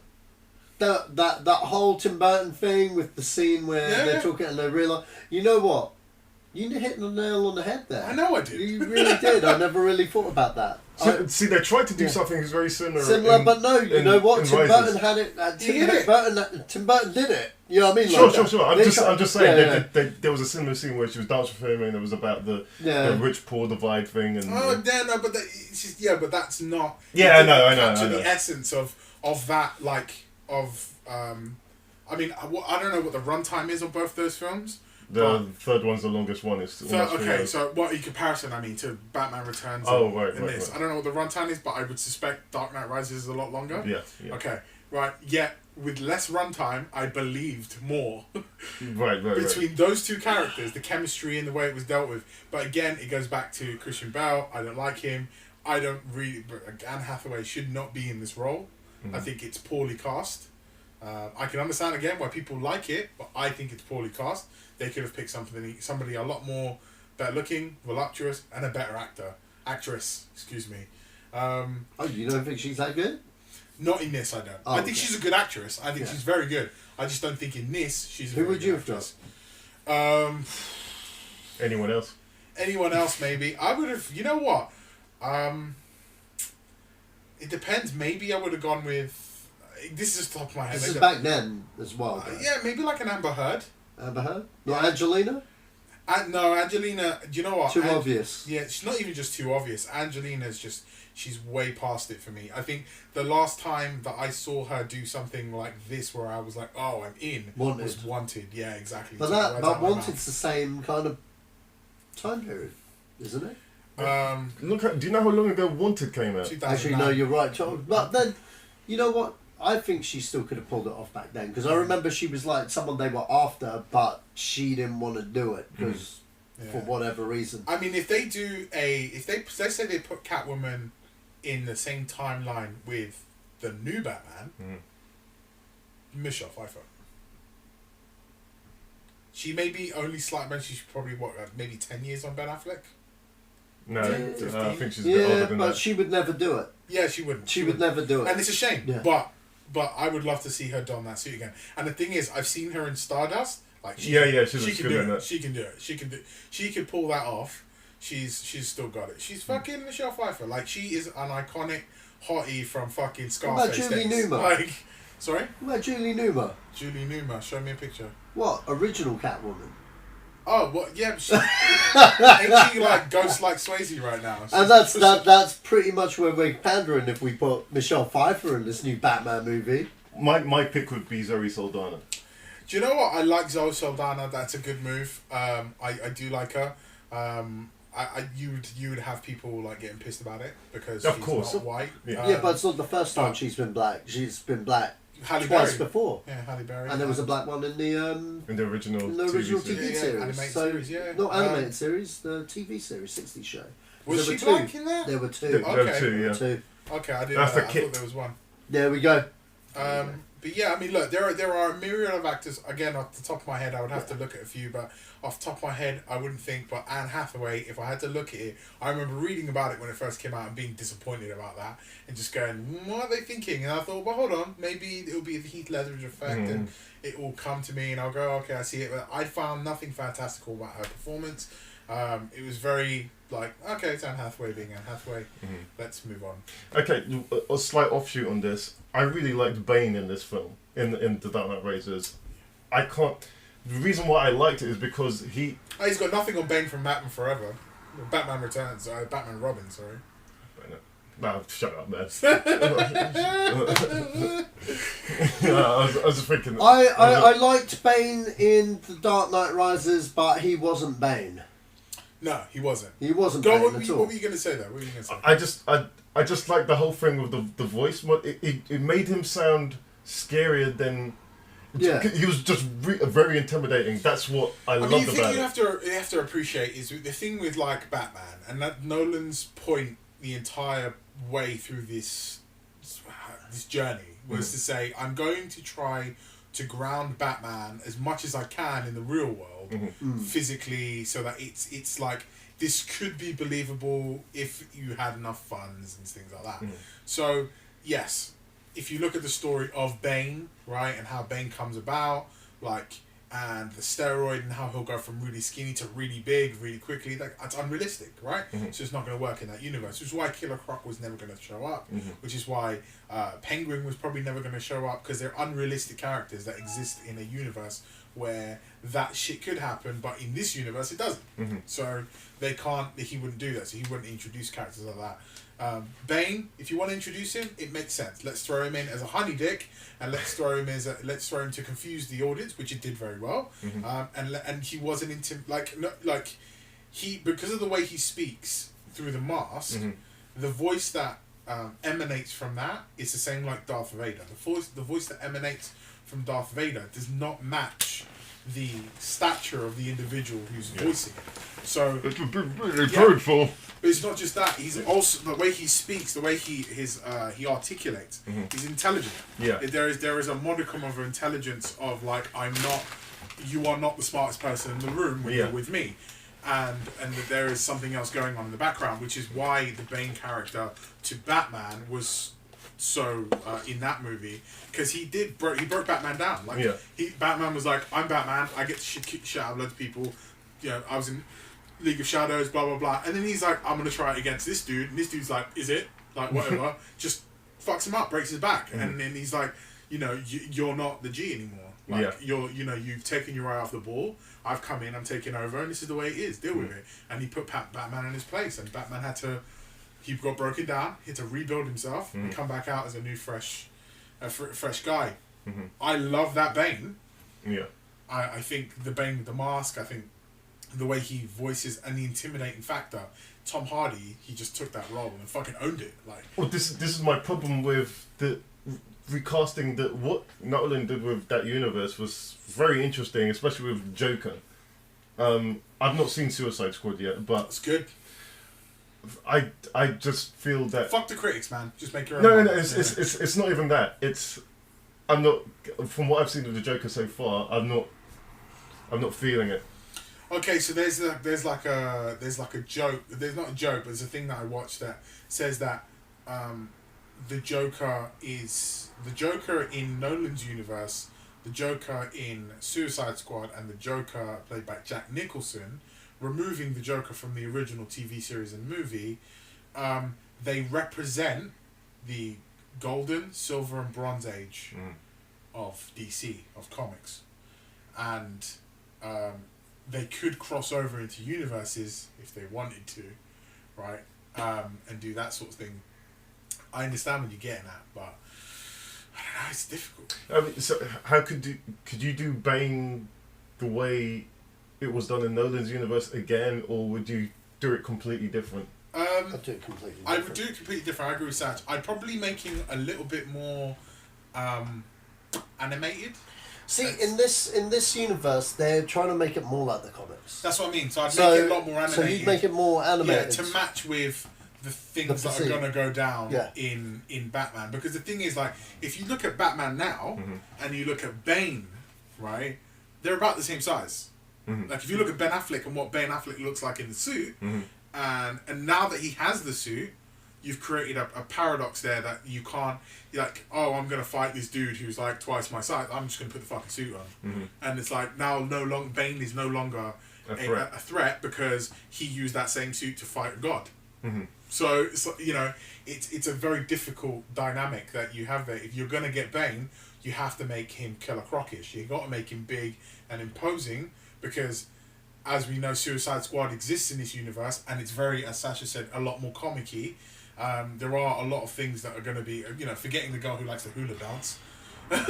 You know what I'm saying? You know what my biggest problem is with bringing Bane right now in this universe? Don't do that shit. No. You know what my problem is?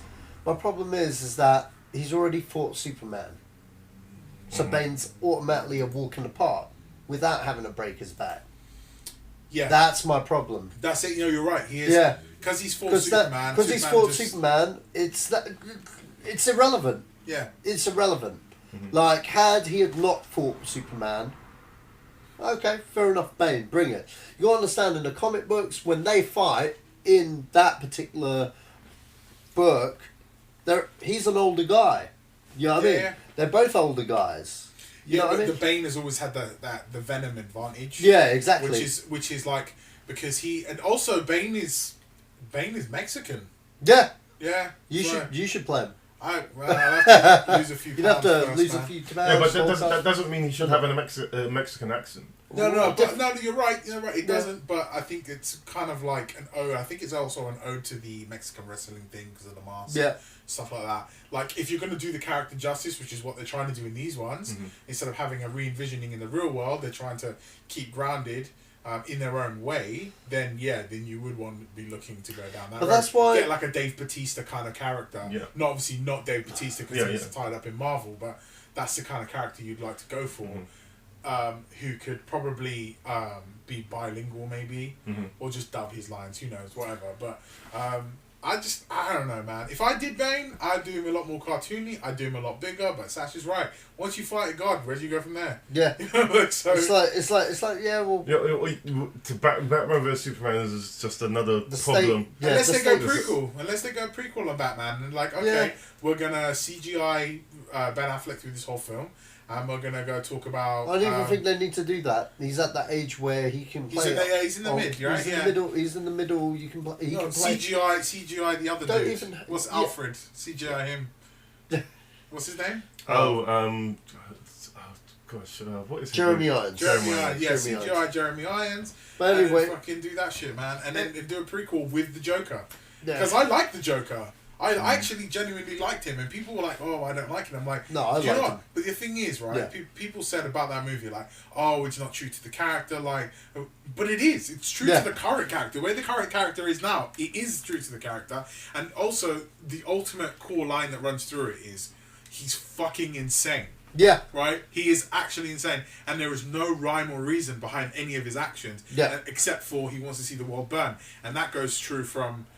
It doesn't really go true in the Joker in the original, in the Tim Burton ones, because he actually goes out for money.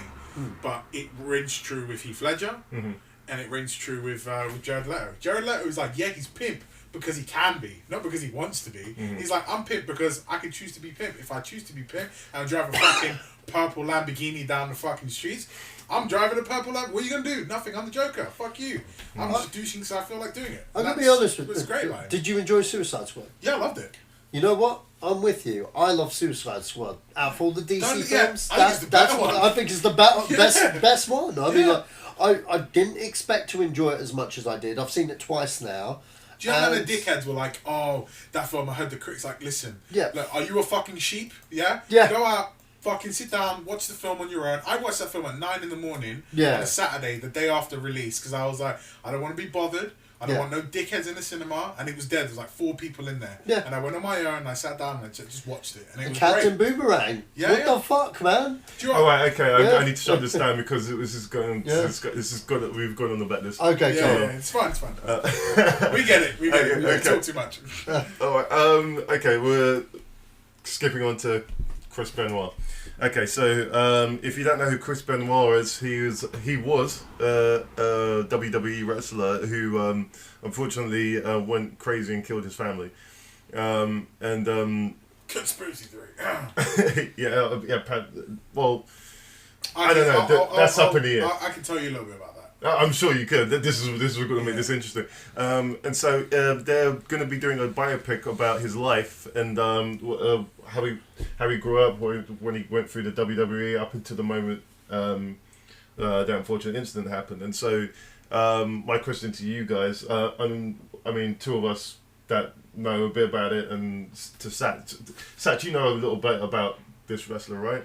Chris Benoit? I know a little bit. I'm not the biggest wrestling guy. Yeah. But it's okay. So, in terms of, I mean, you heard about what he did, right? Yeah, I heard about what he did. Okay, so is that something that you'd be interested in watching? Just as a general audience member that doesn't really know too much. I'd be interested to check it out to see what it is, because it's kind of like current events. You know what I mean? It's something that happened a couple of years ago. It's 10 years ago. Okay, 10 years ago. It's something very to do with the WWE, which is a brand. Yeah. You know what I mean? More importantly, Lexi Alexandra is directing it. This is her third film from after Punisher Warzone, for Christ's sake. I mean, like, she's been doing a lot of TV lately, and, like, I know, like, there was a podcast with her, or I think it was on Schmo's Nose, yeah. And she was saying that, you know, the industry's, like, being quite, you know what I mean? Like, because she's a female director, she's not really getting the jobs that she wants to do, kind of thing. And this sounds like it's more up her alley, because she's an action girl, this girl. I mean, like Green Street Hooligans, which she wrote and directed, Punisher Warzone. I love that movie. Yeah, she hates it though. We got studio interfered like a well, that motherfucker. thing is. So yeah. It is. So, but I mean, Chris Benoit, mate, if she does that right, that film's fucking me. Because do you know who Kevin? So you don't know who Kevin Sullivan is, right? No, but the name rings a bell. Basically, the just a quick backstory behind it. I'm just gonna make sure that I'm getting this right. So basically, Chris Benoit was tag teamed with a guy called Kevin Sullivan, who was really good friends with this guy. Anyway, this guy Kevin Sullivan, like his wife, was she was like, as in on the show on WWE, she was playing like his like Chris Benoit's manager or something like that. Again, anybody wants to correct me on this, for free. I'm just going off the top of my head. But she was going to be his manager or something like that. In the thing, she was his manager, and then they had an affair. But then life imitated art, because in the real world, he actually ended up having an affair, and then she divorced Kevin Sullivan, who was the guy she was married to, was another wrestler, and then she went off and had kids and family with Chris Benoit, and then Chris Benoit up and killed his whole family. Now, the conspiracy theory thing happens because a lot of people believe that Kevin Sullivan broke into Chris Benoit's house and murdered him and his family for what he did. And it rings true to an extent, because Chavo Guerrero or someone had said they were on the phone to Chris Benoit. Chris then said, "Hold on, there's somebody at the door," and that was the last time they spoke to Chris. And then this thing happened. So some people are like, oh, Chris Benoit was murdered because he, this happened or that happened. That makes sense. Nobody knows, and you can't be able to prove it unless what's her name? Lexi Alexandra. Unless Lexi Alexandra unless she goes fucking making a murder on this shit and starts like breaking it down. I don't think she'll do that. Well, probably not. But unless you go, Serial. Have you heard that podcast, Serial? No. Dude, I'm going to educate you when we're done with this podcast, man. But yeah, unless she goes down that road, like investigative journalism kind of route whilst making a movie, and finds new shit out and she unveils it in there, I think it's just going to be a bog standard. Concussions are bad. This is what happens with concussions and steroids. People died. There you go. It's a sad story, and we're going to go there. Which, to be fair, is if you're going to do a documentary on it, that's to the facts and not speculative, then that's the way you would go down. But if you want to create a narrative and get people talking about it, then you don't go down that road. You go down I'm going to look into this. I don't know how much she's done, nor do I know anything about the project. It's the first time I'm hearing about it. But Chris Benoit is, he's one of the greatest wrestlers, Canadian wrestler, one of the greatest wrestlers that was out there. It is a real shame what had happened.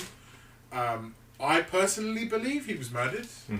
But then there are very good points out there that counteract that, and I can't fight those points. I can't say because he probably was on steroids. Mm-hmm. He probably was on a myriad of painkillers because he's a wrestler and they're known to self-medicate. And he probably had received many, because I've seen it. Mm-hmm. I've personally witnessed that man hit his head Blows to the many head, times. yeah. Yeah. So, and it holds true that there is a direct correlation between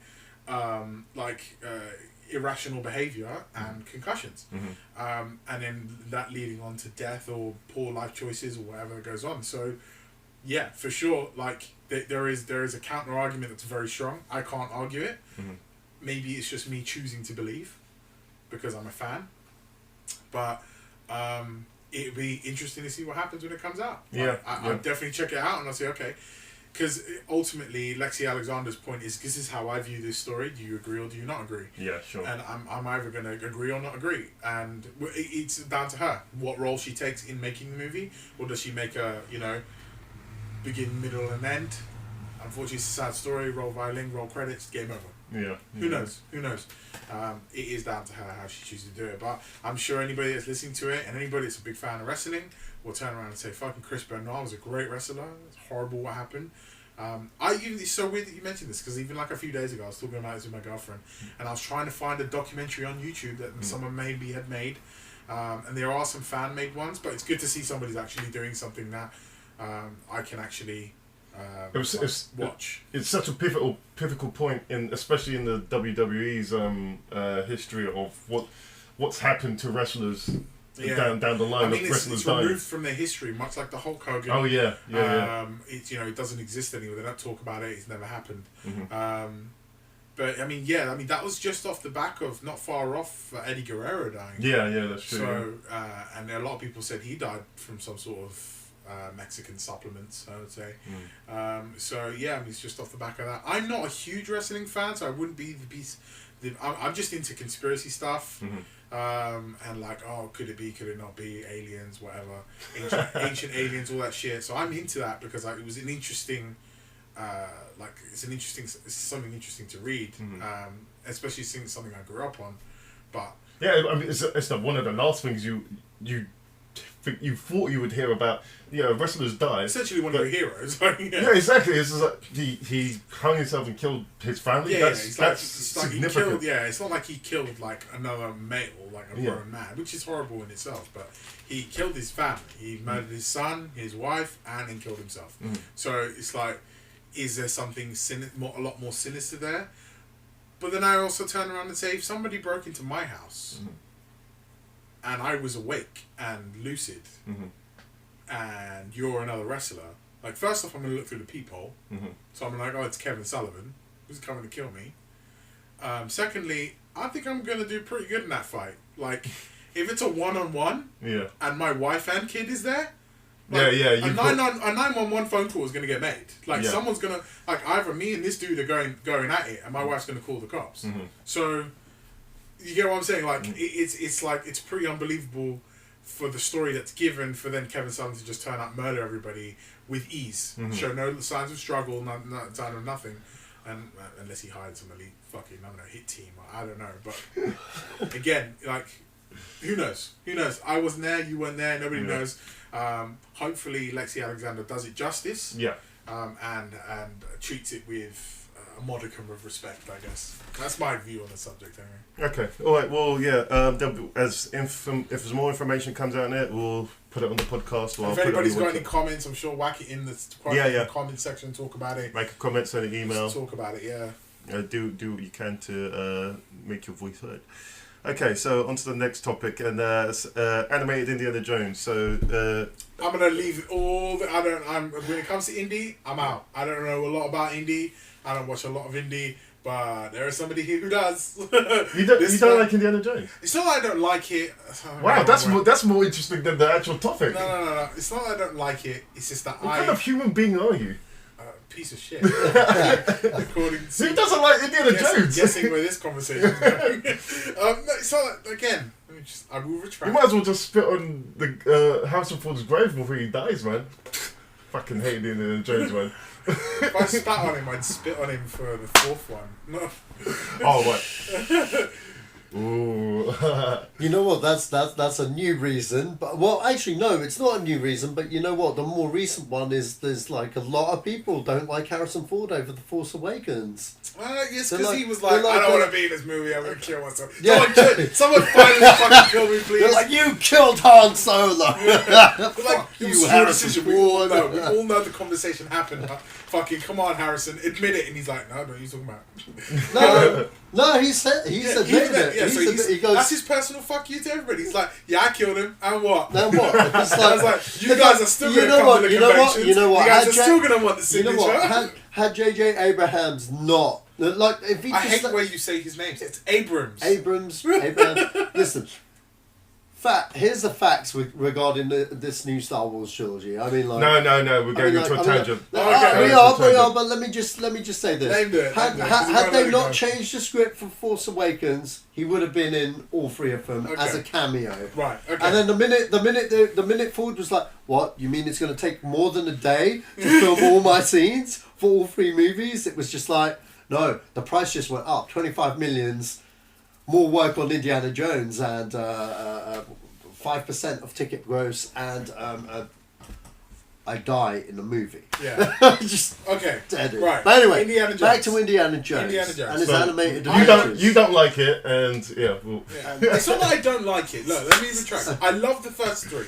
Right. Okay, but I didn't grow up watching Indiana Jones. Sure. Okay, it was an era that was for you guys. You guys are a little bit older than me, not my era. So you just got the box set, blitzed through them, and go, oh, that's Indiana Jones. Cool. No, I mean I watched them on TV when they came on television, but you guys were alive when that shit was coming out in cinema. Yeah. Right. So sort of. Like I probably saw him on TV, except for the last one, like Last Crusade. I saw that in cinema. Yeah. The only one I've ever seen was the fourth one that I didn't like, which I like if you remove it from it being an Indiana Jones film. Yeah, it's okay. But yeah, I didn't grow up watching him, so to me it's like, nah, okay. I'm not as bothered about the franchise as are some other people right here. When they if they fuck with it, I'm gonna be like, nah, okay, it's Indiana Jones. Like, it's bad that you fucked with it, and I'm annoyed that you did, but I'm not gonna fanboy rage about it, you know, like some other fucking people here. So you know, I didn't fanboy rage at Crystal Skull though. I know. I don't think it was that fanboy rage, but basically, I don't hate Indiana Jones. But it's also not the top of my priority list of things to care about when it comes to movies. Star Wars is higher on that list, but like I said on the other podcast, Star Wars is not something I grew up with either. I'm 28, so it's I enjoy it. I think it's great, but I grew up. You know what the sucky thing is? I grew up watching the prequels. No, that was my era of watching Star Wars when I was, that I grew up watching the prequel Star Wars, and obviously the originals out of context on television when I was a kid, but you're too young to understand that shit.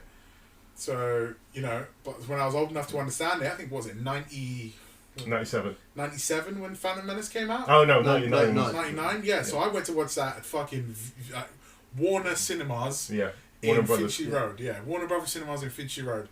That's where I went to go see that movie. And I remember walking home at the time doing it and thinking, how fucking awesome is Darth Maul? But Darth Maul was awesome. He is awesome. Yeah. He still is awesome. Yeah, he's still alive, isn't he? Yeah. Still is. Spoilers. Awesome. Still is awesome. He's a badass. He's the best Jedi of that. But I think the best thing I heard about the indie thing is that that they're gonna they wanted to talk about doing like a younger version. Is that right? Yeah, at one point I think that's what it's changed. The story's changed a lot. But, I mean, what's the scoop on this thing and the animated series? So basically, there was an artist that did like a whole rendition. They wanted to do like a kind of test thing for a possible animated thing, and now it's actually turning into an animated a short film, I believe. Okay, so it's not a TV series. Well, this is just it. This art I've seen before, probably. That's what I mean. He did concepts. The artist did concepts. No. This was actually going to be a TV I know. show. Yeah. Okay. These are animated concepts. Okay. Sure. So it's taken that long for these 5 years or whatever you say. So he's done. So the same artist has. He's done the whole animation now. Oh, has carried on the work regardless. Yeah. Lucas Rondon just said, go with it. Go with it. Okay, cool. So this basically dude was like, I'm gonna it's very much like WarioWare. Yeah. Where they were like, oh, we're going to make this, which is totally not Nintendo type of style, and then Nintendo found out, and we're like, actually, it's not bad, make it. So that's what basically this is. So he's been making this for like 5-6 years, doing his own thing, and eventually he's just been, I'm guessing, pestering Warner Brothers, or whoever the fuck it is. Lucasfilms. And he's just saying to him, guys, make this movie. And they're like, no, would you just go away? And then somebody's like, look, this animation guy keeps turning up. Can we just give him some money and he'll make the fucking show and then he'll leave us alone? To be fair, the artwork, I quite like the artwork. It's good. It looks good. Do you know what it looks like? It looks very much like the artwork in Atlantis. The Lost City. Yeah. It's got that vibe to it. And that's probably done deliberately because if I remember that was set in the 40s and it's got that 40s kind of vibe to it. And so it should do. I mean, like, look at Marcus Brody with his apple, man. That's strange. Do you reckon Sean Connery might be like, I won't be on the big screen, but I'll come do a voice? He won't voice Actually, no, you know what? Before you cut that down, he is retired. He is retired, but he did come back to voice 007 for an EA game. Do you know how long ago that was? He was still retired. Sure, but that was years ago. Yeah, you know what? For voiceover work, it's done in an afternoon, man. And for insane amounts of money for an afternoon's work. He'd probably do it for free though, just for fuckeries. No, I don't think he'd do it for free. Bank. Or they just say to him, listen, Sean, we'll let you slap your wife on camera and video it if you let us make this film. Oh, he's like, one open hand slap across the face. No problem, I'll do it. I mean, it looks good. I'm up for watching it. I hope it does happen. Yeah, it'll be. If it is good, man. If they do it, then yeah. I mean, what are they doing? It comes out in September apparently. So. Are they doing this month? Yeah. So they're doing a standalone. I think it's a standalone for now. I think it will turn into a series. Because a lot of the shit they're showing there is from the films. Yeah. Oh yeah. I guess that's what a lot of his concept art was from in terms of doing this stuff. Well, who knows? It might be good. If it gets released and Netflix pick it up or some shit, for sure I'll check it out. So yeah, I mean it's Indiana Jones. I like the movies. I'm sure they'll be good.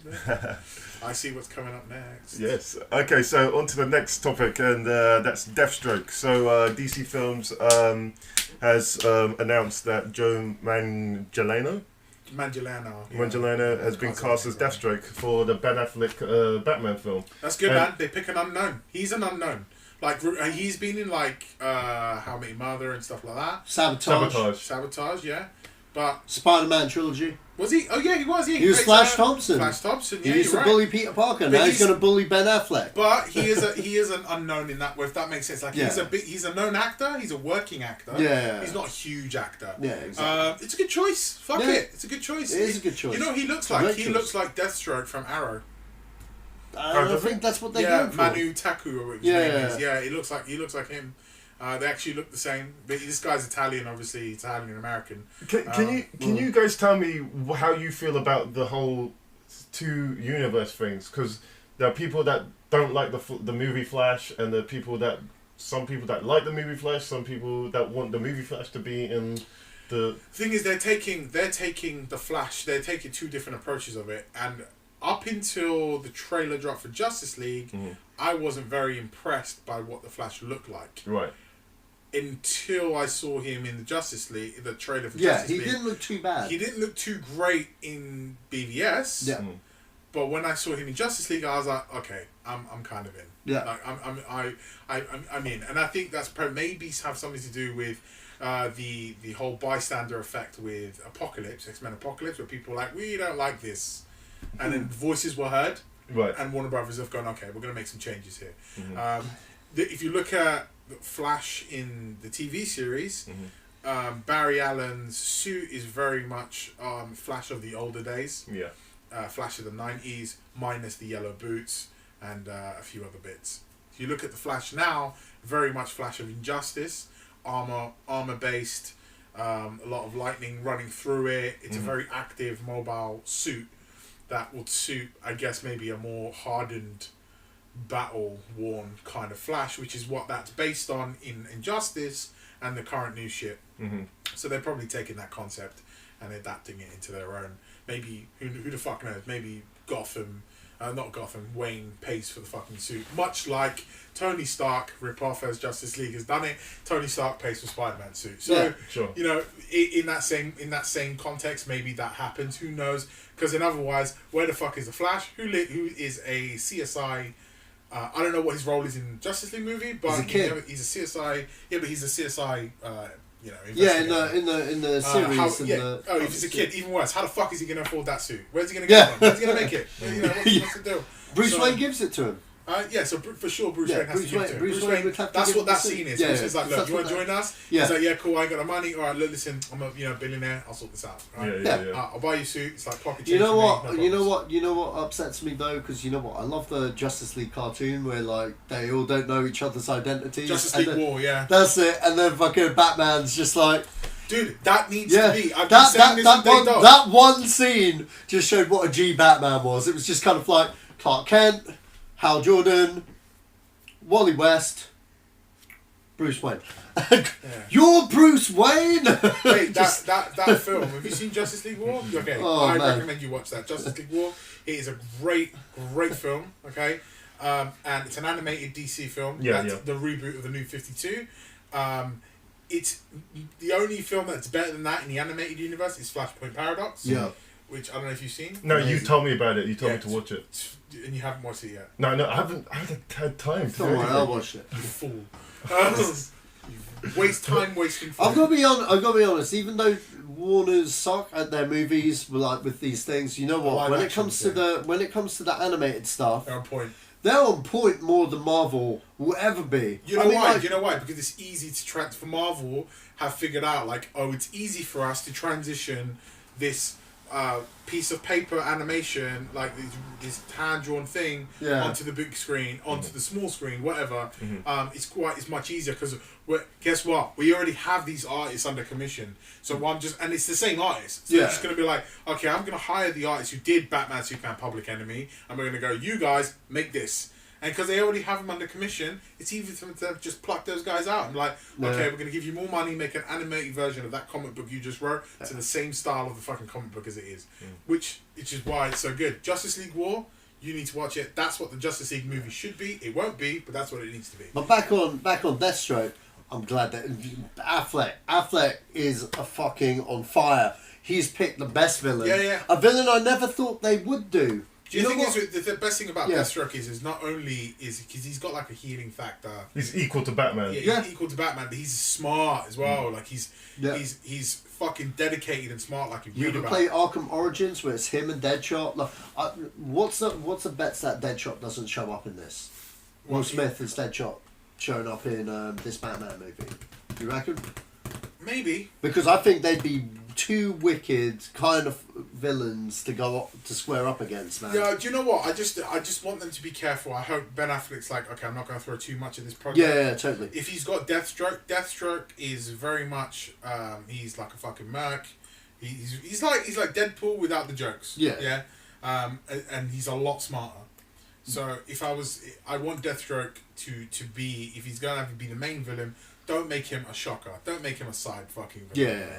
Make him the big main villain. Make him the big bad. Like they did in Arrow season 2. Yeah, like that. You know what? That was for the TV show Arrow.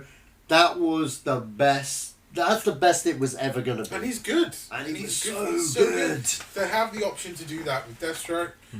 The actor, what's his name? Joe Manganiello. Yeah, look, I have no doubt under the right direction. He seems like a proficient actor. I haven't seen too much of his work, but he seems like a proficient actor. Again, he's great in Sabotage. I mean, like, you know what? When I saw Sabotage, when I saw it was him playing it, I was like, that's the guy from Sabotage. Yes. Okay. He's the guy. Well, there you go then, He's the guy. I think we're all in agreement. We like this idea. Yeah. Okay. Well, again, the more news that hits, you'll hear it here. Okay, so on from Deathstroke to Johnny Depp. And it looks like Johnny Depp is going back to what made him that actor, so to speak. He's going to be... bloody time. As well, Edward Scissorhands too? He's going to be playing the detective who investigated the Biggie and Tupac shooting. Oh, okay. And so if you don't know about this shooting, then I don't care how old you are, everyone's heard about this. So Biggie and Tupac were rappers in the 90s. Don't even explain it. Okay. Don't even explain who they are. Because if nobody knows, you shouldn't be on this podcast. You're too young. You're too young. Well, he's gonna be playing the detective, and I think that role for Johnny Depp, in the way I think he's gonna play that role, is gonna be. Did you ever see that film that he did? Black Mass. Yeah. Black Mass. Yeah, fantastic. Is that good? Oh my god, I'll check it out. That's the Johnny Depp I've been screaming for ages now. I'll watch it. I'll watch it on the way to Spain next week. Okay, yeah, it's such a. Some people think it's a bit too much. He says that people say that the character is a bit. I don't know. To me, it's the best thing he's done in a long time, a really long time. In the sense of the acting he used to do. So I'm really looking forward to him playing that kind of character again. I'm just looking for. Hopefully, he just gets away from Tim Burton. That's what I wanted to do. You don't like him with Tim Burton. Stop sucking that Tim Burton dick, man. Get the fuck out of that. Get that goth dick out your throat and start making good fucking films again. Dude. Oh damn! I liked him in Tusk. Huh? Tusk. Shut the fuck up. I love me some Kevin Smith, but fuck that movie. You didn't like Tusk? I'm not going into it. Oh wow! I'm not even going to go into it because we'll be here for the rest of the night. Okay. So look, Johnny Depp. The thing is, it's going to be a very difficult film to make because Tupac's still alive. So who knows? That's a very difficult film because he's like. You reckon he's still alive? Yeah, Tupac's still alive, man. What's Machiavelli? Mate, dude's alive. Machiavelli's alive, bro. I'm telling you, fact. What are you basing that on? Huh? What are you basing that on? Just I've seen too much shit, man. I've seen he just keeps releasing new albums, and his Machiavelli is. I can't remember what the whole thing about it is, but it's about hiding yourself and reinventing yourself and all that shit, right? Mm-hmm. Yeah, there you go. On the subject of new albums, I mean, most artists. Plus his body was cremated the next day. That doesn't happen. Yeah, that doesn't happen. It doesn't happen. I could be wrong. Anyone that correct me, feel free to correct me. But he's alive. He's alive. There was too much hype going on. The guy was receiving too much shit. He went one day from being this nice guy, and then one day he was in fucking Juice, and the next dude. Yeah, he was turning into a good actor. Yeah, he's then he did last one. He did what? Gridlock with Tim Roth. Yes, yeah. And then he was like 96 or something, just before he died. Yeah, and he was out there slapping bitches and taking drugs, and he's like, fuck the world, and all this. And then, I mean, there's a picture that exists out there of his face when he's in the car, and it's Photoshop. It looks like it's Photoshop because the picture of his face is the same one on his ID. Really? Yeah, and it's a picture or the same one in another another magazine or whatever, and it's a picture of him in the car with Suge Knight when he was looking at the thing just before minutes before he died. I don't think he's dead. I think Suge Knight funded it. I think Suge Knight funded shit. Yeah. You think Biggie's dead? Huh? You think Biggie's dead? Oh yeah, he's fucking dead. You think he got Suge, yeah? Yeah, he got Suge. He got Suge. Yeah, Suge. He got Suge Knight. Yeah, he got fucking shit. Suge Knight, mate. Suge Knight. Good night, Suge Knight. Yeah, fucking. Yeah, Biggie's ghost. Yeah, he's ghost. If he didn't die from gunshots or some shit, he died from diabetes. Ate too many burgers, leads to ghost like Swayze. But Tupac, Tupac's alive. I genuinely believe Tupac's probably still alive. Just you know what? Go on YouTube, right? I'm not saying that we're all fucking crazy here. I'm just saying go on YouTube and just watch some shit and just watch it with an open mind. Yeah. And see what you say. And I've watched it with an open mind, and I'm like, yeah, he could be alive. Like he had the money, he had the resources, right? Send me the link to this. There's just loads of videos on the internet. Just type in Tupac is still alive, 2016, 2015, 2014. I'm sure somebody's got something. There've been videos of people and they've been in houses, other rappers' houses and shit, and then they're see the background. Here's a guy who looks like Tupac, and it's most people they read into something oh, that could be another black guy, but but it genuinely looks like Tupac. I'm like, you know, that genuinely looks like him, and I'm always first to I'm always happy. And Sacha knows I'm always happy to do shit on someone's idea, right? If your idea is shit, I'm gonna shit on it, right? If it's a stupid point, I'm gonna make fun of it, and I'm gonna say you're talking out your, and I will call shenanigans on that shit. Shenanigans. But what I've seen, I've been you know what? He could have done it. He could have faked it. He wouldn't be the first guy to fake his death. Lesser people with lesser money have faked their deaths. So why couldn't he fake his death? just because he's in a public eye. I mean, he might have just fucking done a swordfish for, you know, like fucking John Travolta or a swordfish. Wow, that's very hard to pull off. Obscure reference, but it's there. But he might have done it. He might have like gone down that road and he's just gone, fuck it, I don't want to be here anymore. It's too much fame. And he's just paid the coroner, he's paid these people, he's paid the cop, and then that's it. Because there's only like a few people who's got paid, Suge Knight and a few other people involved in it, and then that's it. And he's got the money, right? And then all he does is he takes a side. Suge Knight will run it from Death Row Records, right? Keep releasing. He'll keep making music, but keep releasing. Do what Daft Punk does. Daft Punk are super rich, super famous, don't answer to anybody. You don't know what they fucking look like. Yeah, it's true. You know, like that's it. It's like he might be pulling a Daft Punk. For all we know. That's interesting, man. That's interesting. So yeah, again, anyone that knows better, just write something in the description. Nobody knows better. No, nobody's going to know better. Because we don't know. Nobody knows better unless you... Tupac, if you're listening to this, right? Yeah, Tupac, if you're listening, hit me up. What's the Damage Podcast? My email's on there. Hit me up. We'll sit down. We'll have a chat. I'll get you on there. We'll do a freestyle together, you and I. I'm like Big Pun. You can be Tupac. We could call you Machiavelli. Whatever you want to do. We're good. Okay, well, yeah, that's. I'm looking forward to this. Open invitation. Looking forward to what? The rap battle. That as well. Yeah. Just imagine it. Yeah, this is. Just imagine it. Yeah, this is Tupac. Yeah, whatever. You're not gonna believe. It's like if someone came to you and said that I'm Jesus. You're not gonna believe him. Well, maybe his name might be Jesus. Okay. Well, anyway, this Johnny Depp film. Looking forward to it. More news as it comes. What's it called? It says no name for the film yet. Oh, okay. Nigger in the red shot me dead. See? That's a clue. I'm dead. Okay, so on to the last topic, and that is The Crow. And, yeah, boy. And so it looks like the reboot's happening. It's going to be Jason Momoa, who's playing Aquaman, is going to be doing what who's that? Brandon Lee did.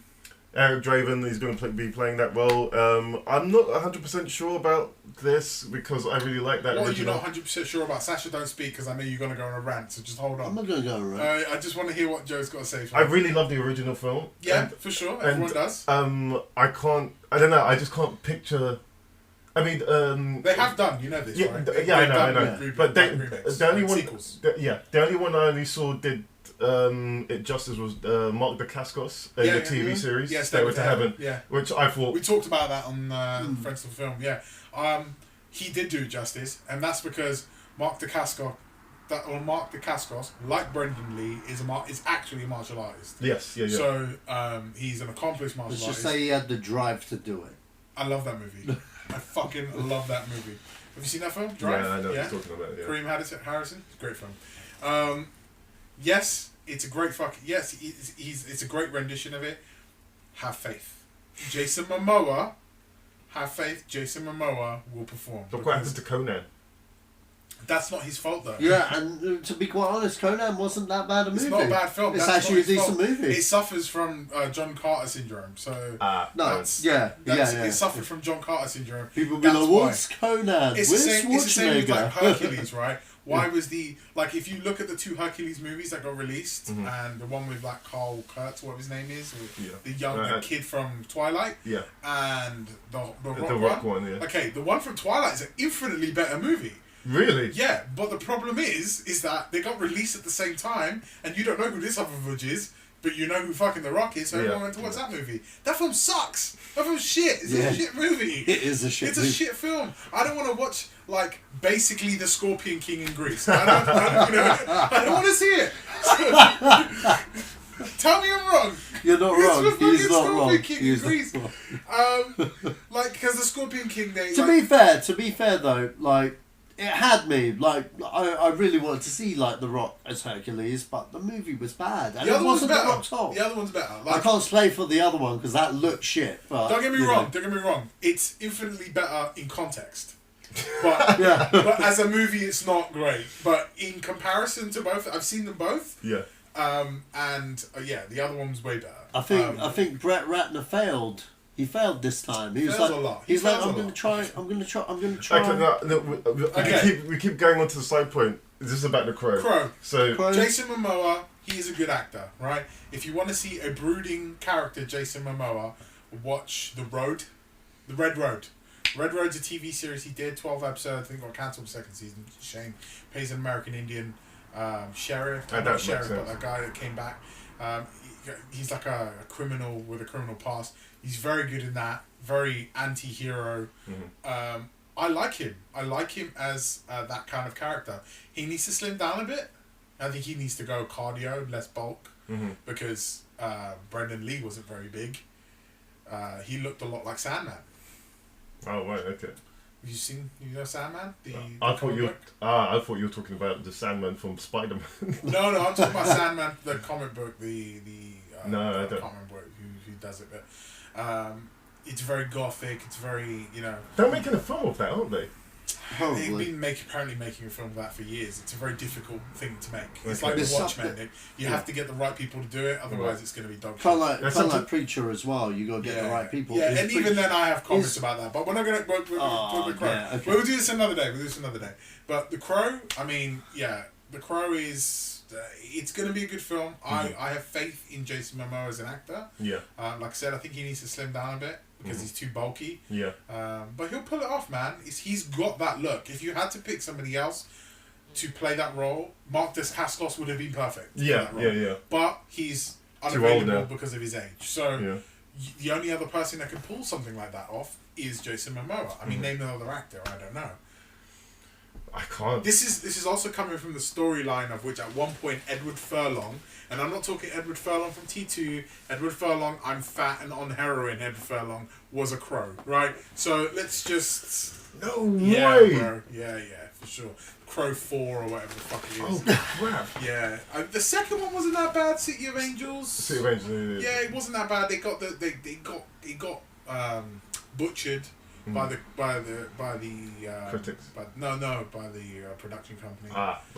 But I mean, wasn't that bad. The 3 and 4 not great, but the TV series was good. Kept true to the story. Yeah, because I remember really liking that. Yeah, it was very good. You are correct to like it because it was good. But the sequel, I think the remake will be alright. To be fair, I'm on Sacha's boat here. When we first spoke about it, I don't think they should remake it. Leave well alone, right? But if you're going to do it, at least you're picking something. You're doing something right. And from what I heard, the director's going to go more towards what the comic book was. Which is what the original was like. Yeah, which is what the original was like. It's very much go more gothic, essentially. Yeah. It's gothic, dark, and I guess it's all about true love, like broken love and unrequited or whatever, death between us and all that shit. Mm-hmm. I think Jason Momoa could pull it off. I think he has that right look. Yeah, like I said, the important thing, I keep coming back to it, he will have to bulk down. Yeah. He's too bulky, he's too big. He needs to be a lot slimmer and a lot more versatile with his acting, I guess. I haven't seen him do other roles. Too many. Everything I've seen has kind of been the same. Yeah. But he could, I have faith. I have faith in Jason Momoa, I have faith in the script, I have faith in the source material.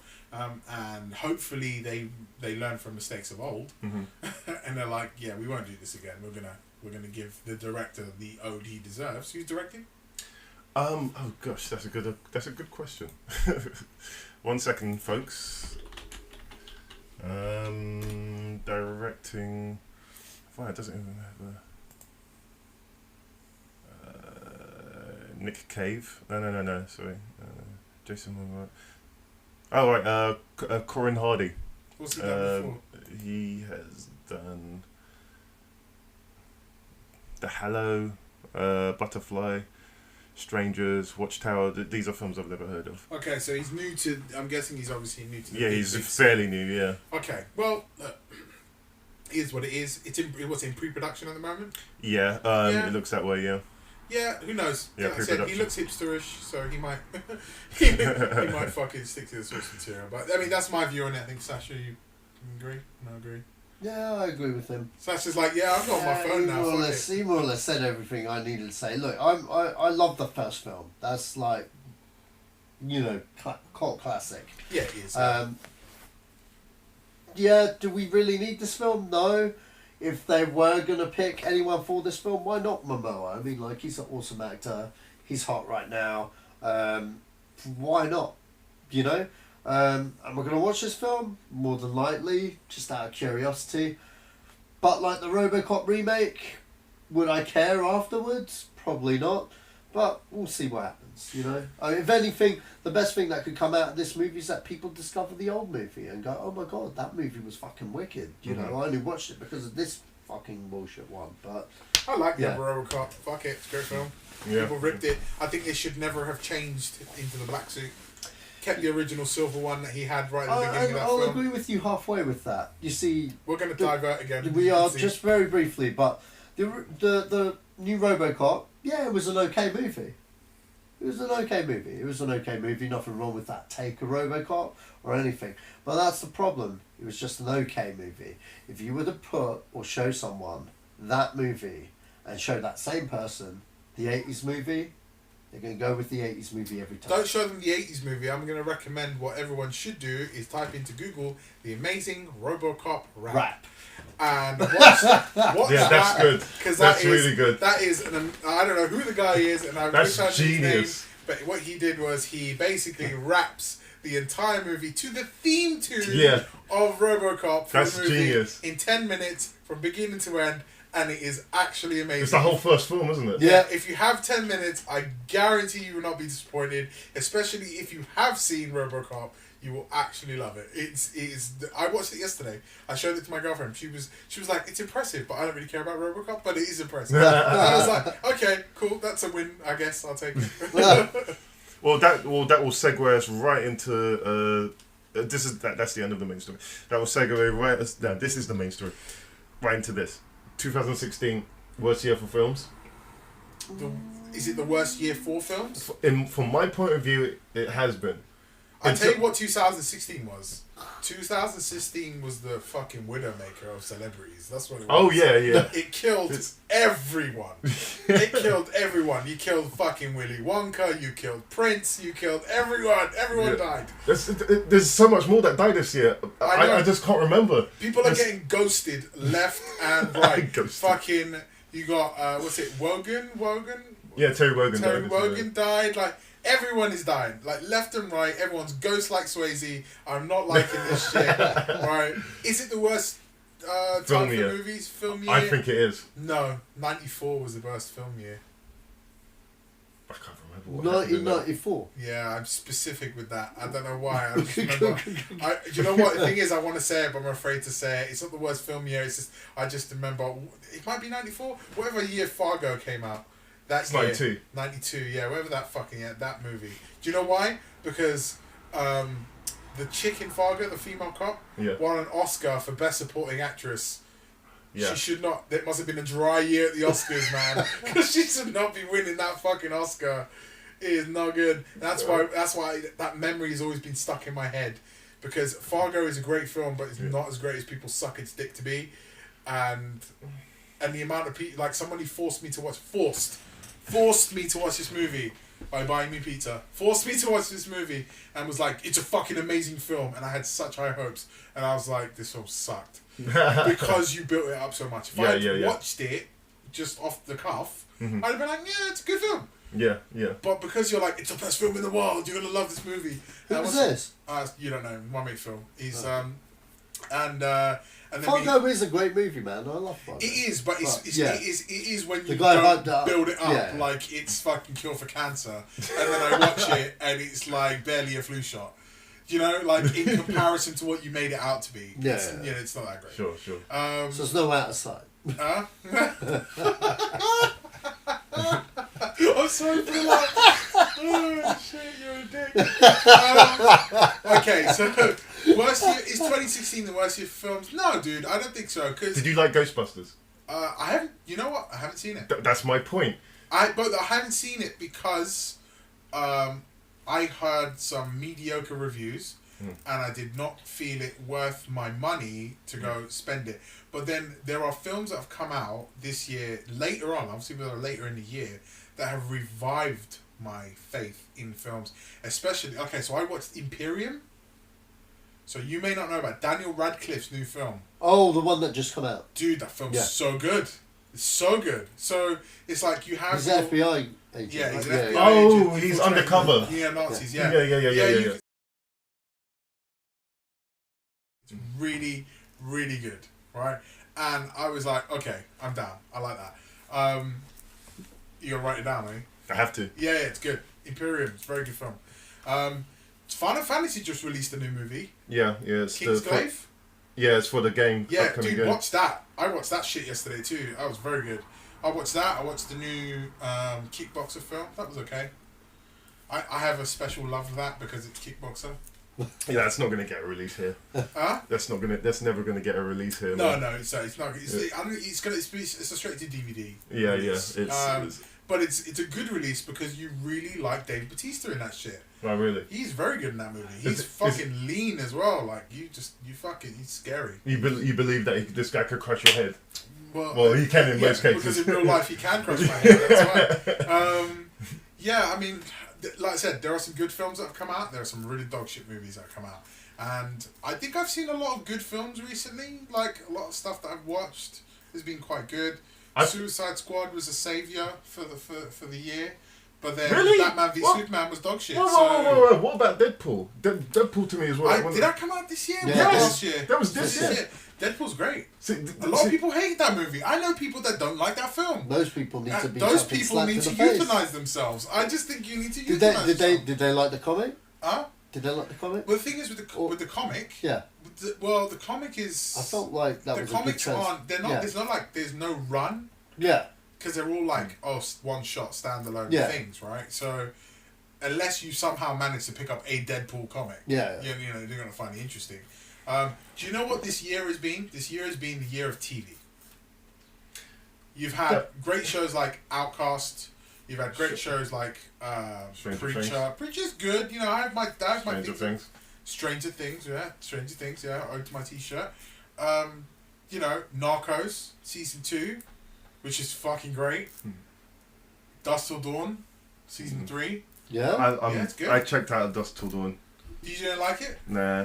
Well, it's very so I mean, this year I think this year has been like Suits. The new season of Suits is out. That's good. This year has been the year of TV for me. I think you are right. It's not a great year for movies. Definitely not the worst. I've seen worse. Last year, to me, last year was a great year for films. I mean, what did you get? Civil War this year, right? Next year. No, you had Civil War this year. Oh, Civil War this year, yeah. Okay, so people like that fucking movie. I like Civil War, yeah. Yeah, okay. You know what surprised you? I didn't. I can understand that. You know, I didn't, but that's only because I've read Civil War. So, right. and again, it's not their fault because there's all these rights in the way and people own this and people own that, and I get it, but don't make it if it's not going to be ready. Like, just don't do it. Like, just don't do it unless you've got it all set up.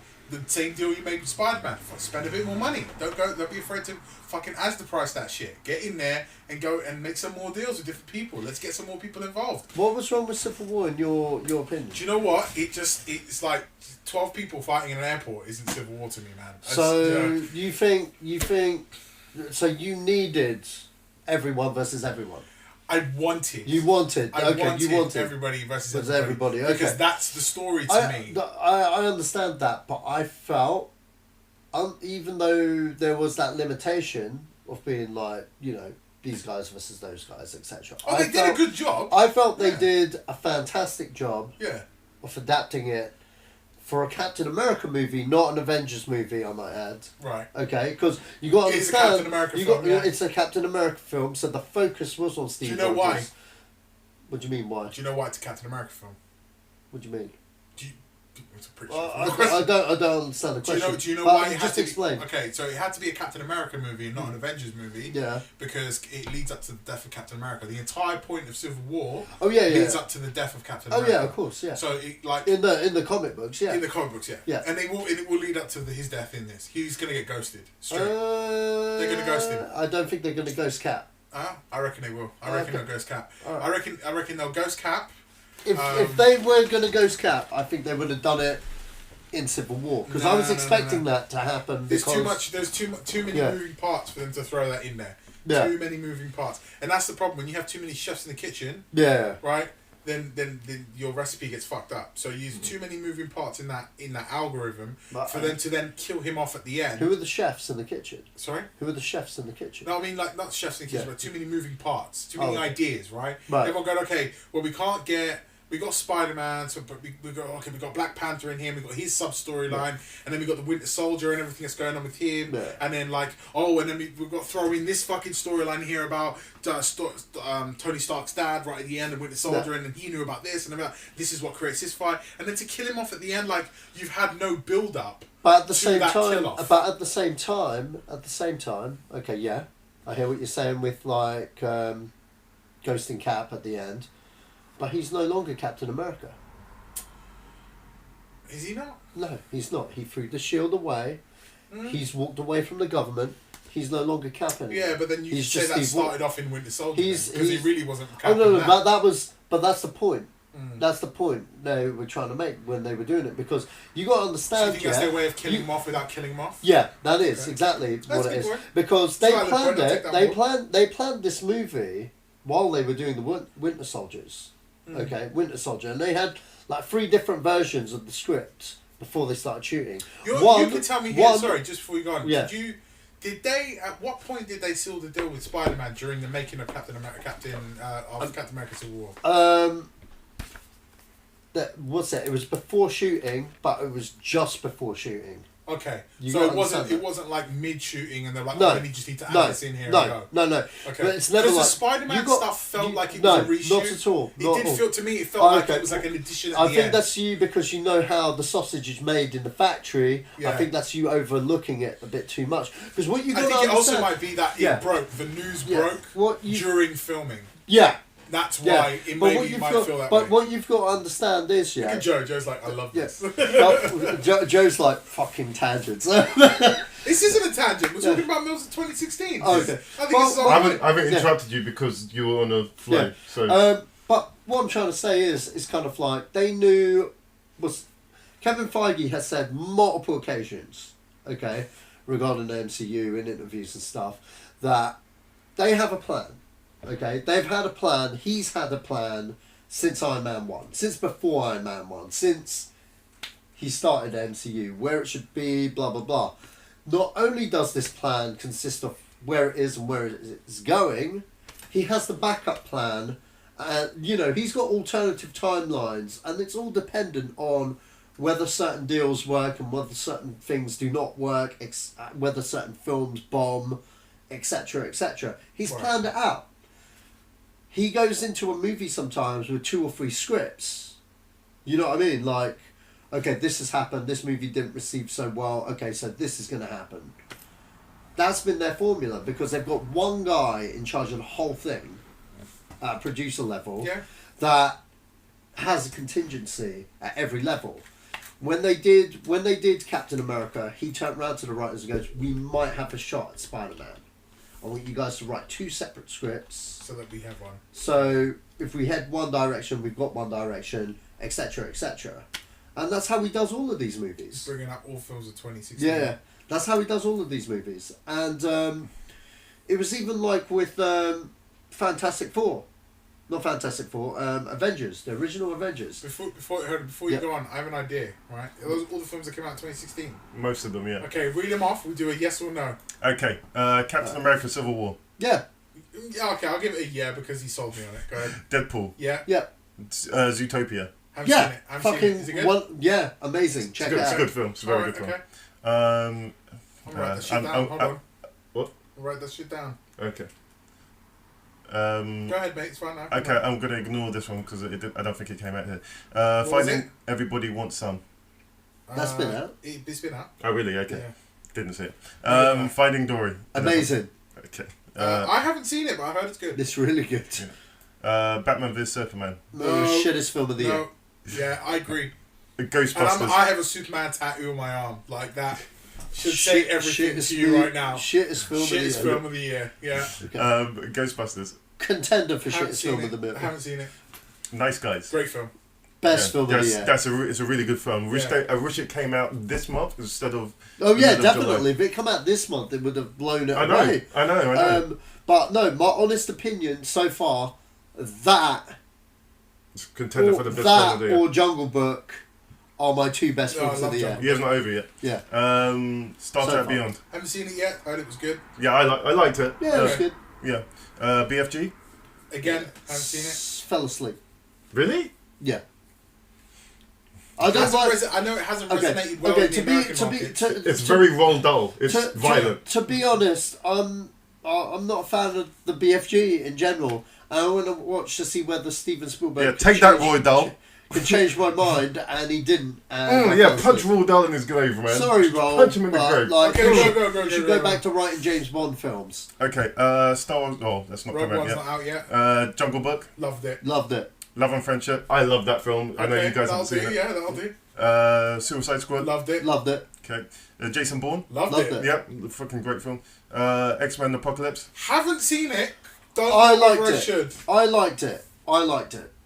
I understand it has its flaws. It's got problems. I liked it. I still enjoyed it. The bits that do well for it, do well. The one big thing that doesn't do well for it lets it down a lot. Okay, don't. 'Cause I want to watch it. Independence Day Resurgence. Loved it. Fuck that film. Fuck this dude. I love that film. Go on. Hail Caesar. Haven't seen it. Is it good? It's alright. It's alright. Okay. It's next. okay. Not Midnight Special. What's that about? Underrated. It's about this boy of It's essentially X-Men. If the government was hunting down a kid, this one particular kid. Little black kid? No, white kid. It's actually very reminiscent to Stranger Things. Okay. Right. It's really worth watching. If you remember it, Midnight Special. I'm writing it down. I've just written it down. It's got General Zod in it. All right. Okay. Yeah, that dude. That's not out yet. Tarzan. Haven't seen it. Is it not good? Oh, not really. God. My eyes. All right. Okay. I should stay doing these Bond films. I want to watch it, but I haven't done it yet. Yeah. Sausage Party. Sausage Party again. Haven't gotten around to it. I've heard Oh it's very good. my God! All I got to say is, you think you're prepared for it? You are not prepared for Sausage Party. All right. That's all I'm going to say.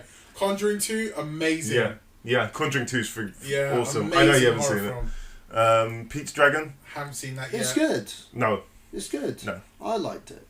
What's next? Have you seen it, Joe? No, and I'm not going to. Then you don't know what you're talking Okay, about. well, next. Cuba and the Two Strings. That only just came out, and it's stop animation. I know the next film you're about to mention. I'm writing it down because Sacha has recommended it over and over again. Neon Demon. Yeah, I've not seen that yet either, but I really, really do want to. Don't Breathe. Not seen yet. I want to see. Sing Street. Not heard of it. Not seen it. 10 Cloverfield Lane.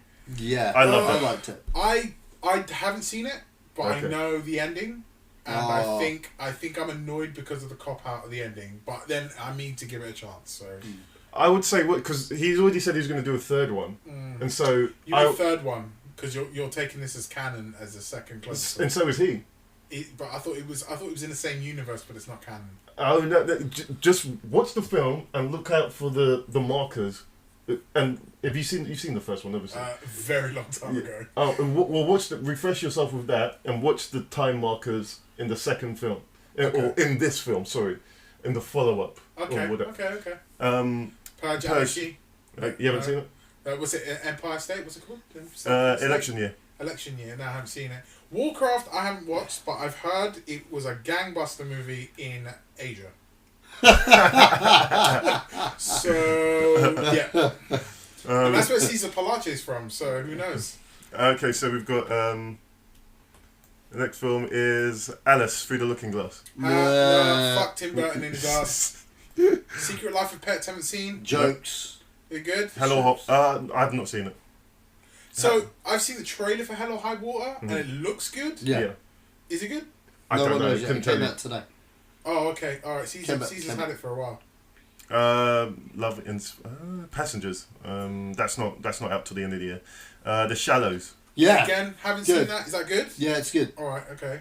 Magnificent. Oh, not out yet. Ben-Hur. Sucks. Yeah, I'm not gonna bother with that. Moana. I really want to watch that when it comes out. Yeah. Really want to watch. I've seen the trailer for it. The Asian trailer. Yeah. And she controls the water. Yes, that film was it looks so good. It does look good. Yeah. Yeah. Kung Fu Panda 3 is my shit. Okay, I've not seen that. Funny thing about Kung Fu Panda, right, is that when Kung Fu Panda was released, the Chinese government actually held a Senate meeting as to why Asians can make a better film about Chinese folklore better than the Chinese. They were so pissed off as to how is it Americans can make a better movie about Chinese folklore than the actual Chinese people can make. well, that's. Well, Yeah. I don't see what that's got to do with the government. That's creative. But apparently it was a thing. Yeah, but the government, you see over there, like the government Googles you. You know, you don't Google them. Yeah. Lights Out. I never watched. Yeah. Whiskey Tango Foxtrot. Has anybody seen that? No, it came and went. Yeah. Money Monster. Yeah, I really wanted to see that. So it's you can. It's called Caesar. No. La La Land. Oh, that's not out yet. That's not it yet. It's not out yet. War Dogs. I'm Foster, waiting for. War Dogs is great. Yeah. Okay. Cool. That is great. And Snowden is another film I'm waiting. Yeah, I want to watch this as well. Yeah. The Light Between Oceans, that came and went as well. Apparently that's really good, but it's very cray film. Paint by numbers. Gun and Train hasn't come out yet. No. So yeah, that's not all of the films, but that's just a good amount of them. Yeah. I'm down with that, man. I think to be fair, all around, it's like an 80-20. You think 80% 20? It's not a bad film. It's not a bad year for movies. I think I just remember last year there were so many films that I actively wanted to watch, and so many of these films that have come out this year. But I think when you think about it in context, you look about it, you go, actually, it's not that bad. It's been a bad summer for films. It's been a bad summer. You are right. It's been a bad summer for films. I think that's why I feel kind of like I've missed out on something. You've got to understand, there was nothing major that came out during August, and that seems to be the trend for the past 3 years now. Unless you count when Guardians came out, because when Guardians came out, there was nothing out around that time. Much like now, there was nothing big out this year. So I'd say, you know what I mean? Like August has become like a quiet month. So yeah. Okay.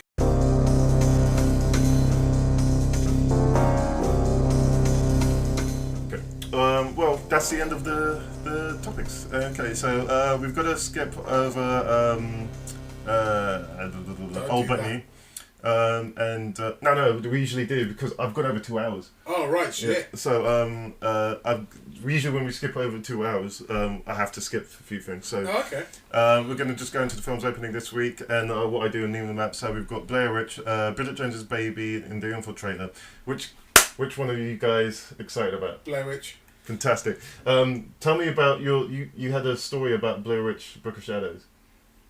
I told it already. Yeah, but you didn't say it on the podcast. Oh, did I not? No. Okay, so Blair Witch Book of Shadows was supposed to be a better film. Again, another case of production companies getting involved. Yeah. The director actually had made a movie that was a lot truer. Because the entire... Have you seen Book of Shadows? Yes. Okay. The annoying thing about it is, first off, this is a production company. They called it Book of Shadows. Mm-hmm. Not once in that movie does a book appear called Book of Shadows. Not once. Not once. Have you seen it? No, not I saw it once. Okay, yeah. Not once does a book appear. So who came up with that? Why? It's a marketing ploy. Yeah? It's a thing. Oh, let's get this.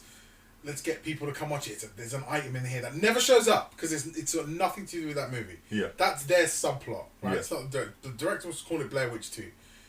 It's actually a very well intelligently made movie if you think about it as he's now made a standalone studio film that is playing off the hype, the imaginary hype, the real hype, I guess, for an imaginary concept that happened for a movie 2 years prior or a year prior.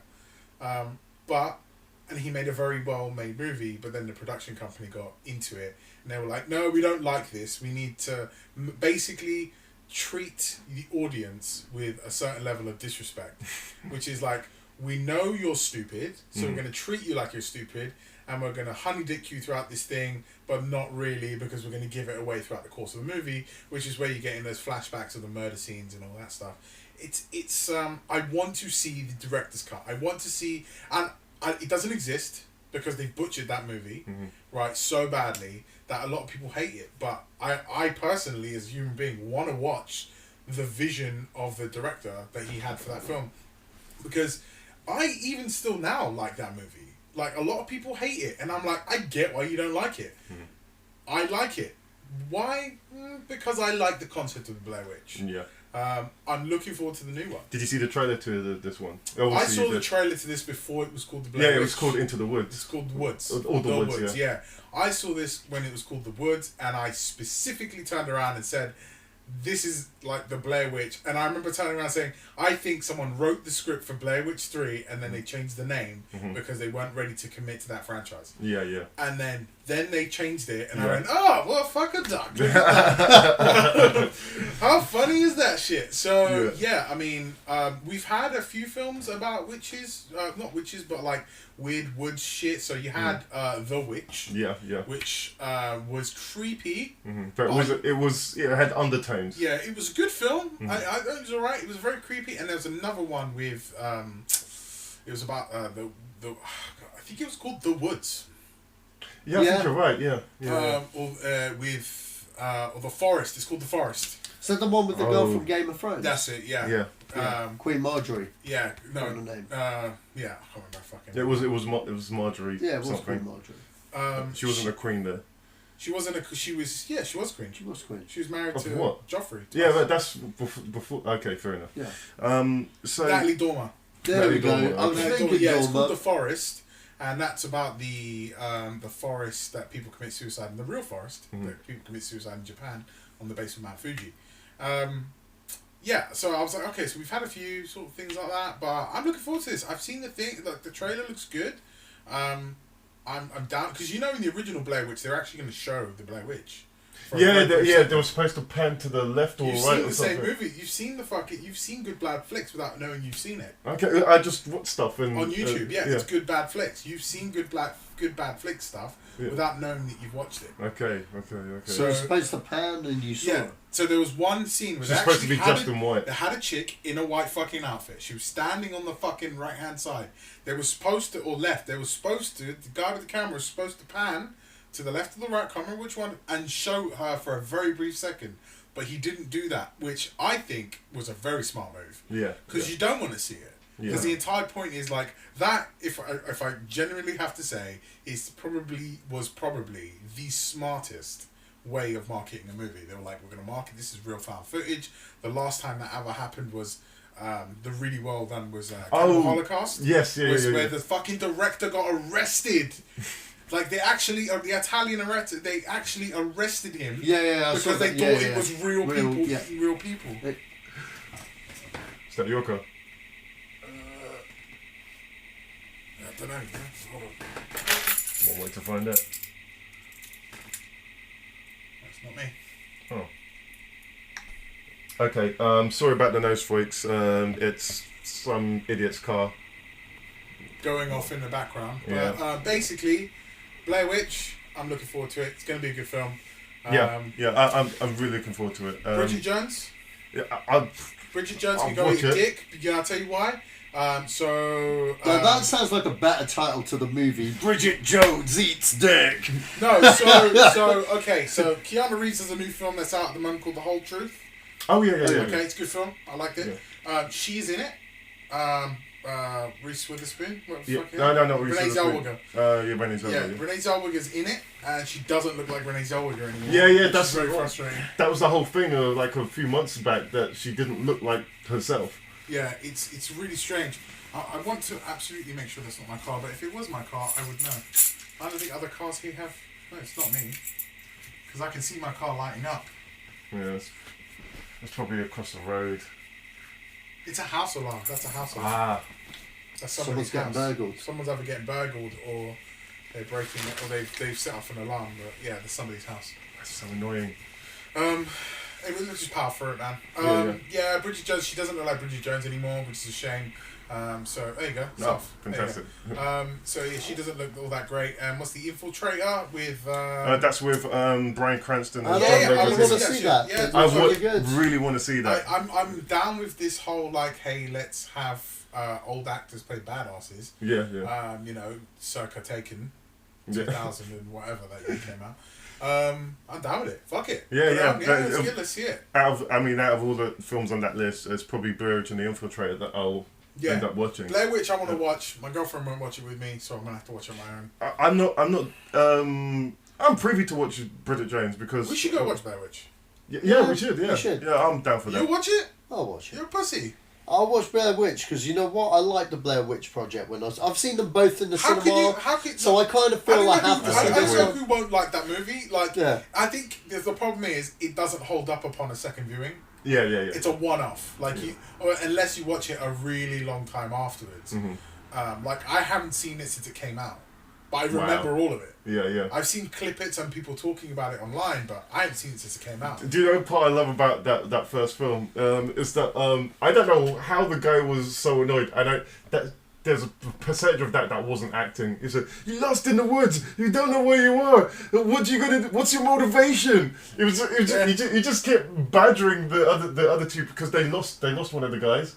And so I think it was Josh or something. He'd gone off to do something, and the guy with the camera was just annoyed. He was just like, well, you would be, man. Like it's a fucking, the thing is, it's a very well made film. Yeah. And for what it is, the budget constraints they were under, like it didn't cost them a lot, and they made millions. I know, like millions of dollars. And they market it as fucking found footage. Yeah, and people, brilliant. And it's not even just the marketing. It was like everything talking about the Blair Witch, like the fake documentaries they got released beforehand. Like they really pushed it, and they did it in such a way that I was like, okay. I mean, and there were some people who believed it. Yeah. And I believed it. I was a young kid. I mean, I don't know fucking how old I was when I watched it, but I was a young kid, and for a while I was like, is this real? Is this a real thing? And then obviously you realise, it's not a real thing because adults wouldn't let this happen in real life. You hope. Yeah, exactly. But yeah, it being today 9/11 is obviously fucking point to that. But yeah, I mean, that wouldn't happen in real life. Then what you're basically saying, if this is real, we're admitting that witches are real and magic is real and all that shit. And we don't know if that's real or not. I don't know. Tupac could be alive. Who knows? Right? So, but yeah, fucking great film. That first film was good. Hopefully they do justice with this film. Apparently they do. I don't know anybody that's seen it. But I've read stuff. People say it's very good. It's very well made. I've seen a lot of reviews on it, and and they say it's well done. Just don't show me the witch. I don't want to see it. I don't want to see it. If you're gonna show me the witch like you did in The Witch. I reckon they'll probably do the shot that they didn't do in the first one.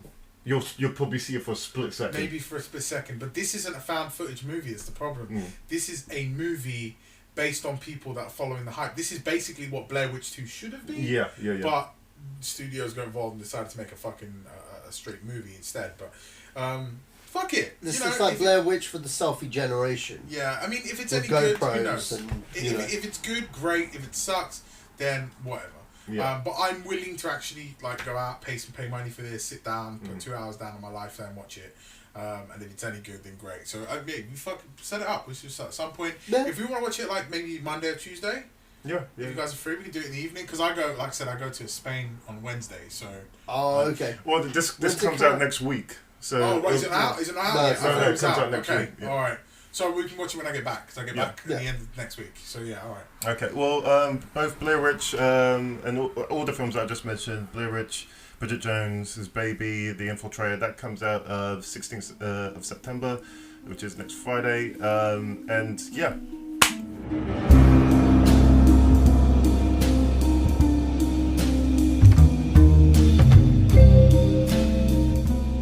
That's that. Okay, so on to the last part, which is film 20 questions. What's this? Okay, so how this works is... I'm the first time on your podcast, right? Yeah, that means you're the guy. Okay. Yeah. He's the guy, right? Both of you are the guys. Oh, we're both the guys. Okay, go for it, go on. If you don't want to participate in this, it's fine. I like being the guy given the That's why I've let you do it. That's why I've let you do it to me a few times. But I've got to... Okay, guys, this is sounding quite gay right now. When you guys are like, I let you do it to me. I'm the guy. You're the guy. Am I the gimp in the box right now? Are you Zed? What's going on? Let's keep gimps out of this. All right. Okay, Zed's so basically how this works, I've got the name of a film written down. You've got 20 questions to... I can say... You can ask me something about the film that's written down, and I can either say yes or no to it. And I can give... You've got 3 clues that I can give you. Okay. And so... So you basically start off, is it set in the 90s or something like that? Okay, right. Can I have clue 1? Yeah, go for it. Okay, so give me the first clue. No, you want a first clue? I want a clue. Yeah. Okay, so this is done by a producer that is well known. You're a fucking asshole. That's what happens with these Okay, ones. So alright, you okay, got okay. Alright, does that count as one of my questions? No. No, okay, right. So producer's well known. Right. Give me clue 2. I'm Um, wasting my clues right now. Hold on. Okay. Don't judge my. There's a method to my madness. Alright. you got 2 famous actors in the film. Okay, fine. This is like one of those. Alright, okay. Does it have Tom Cruise? No, Right. Good Will Hunting. no. What? Oh, I just fucking went for it. 2 famous actors, right? Wow. I shot for the fence. I've just realised something. I'm joining in this too, and you've wasted all our freaking guesses. No, we got 2. Are you in this? You've got one more guess. Oh, we got one. Okay, well, he's not using Hold that on, I guess. didn't know you were in this. No, yeah. But you didn't tell me. You didn't explain. Oh, it. so- what he said. I thought I was in this on my own. No, you're both in this. Right. Okay, Okay. alright, So alright, that wasn't. alright. Can Alright, we so- start so- again? Yeah, we can start again. Can we start again? Because I didn't know that. Change the film. Change the film. Fucking hell, man! I Change had this, already had this preset. Yeah, I know, man. Can you but tell I- us what the film was? Gone in 60 seconds. Okay. We've already done that one once. I don't know. We've done like nearly 30 of these, man. Okay, this is like being a 3-hour alright, so- podcast, man. So come on. Alright, Okay. Okay. Okay, so has this film come out in my lifetime? Yes. It has. Okay, so that's narrowed It's a it down. fucking long lifetime. Hey, trust me. Film's been around 100 years, okay? And I did this one here. So it's come out in the You've three. been around for almost like a third of that. So over a third of that. It's come out in the 3 decades that you've been alive. 3 decades. Okay, that's cool. Almost 4.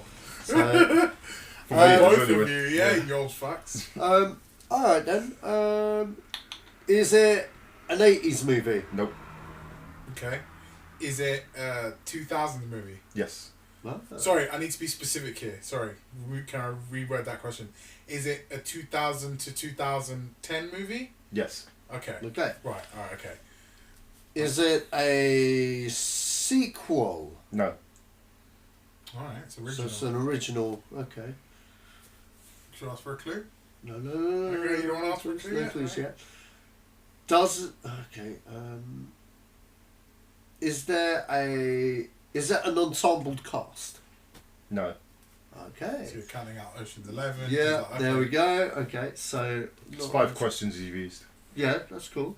You gonna ask all these fucking questions? Hey, I'm going through all the basic stuff to narrow it down. Right, okay. So we've got 5 questions. We've got 15 questions left.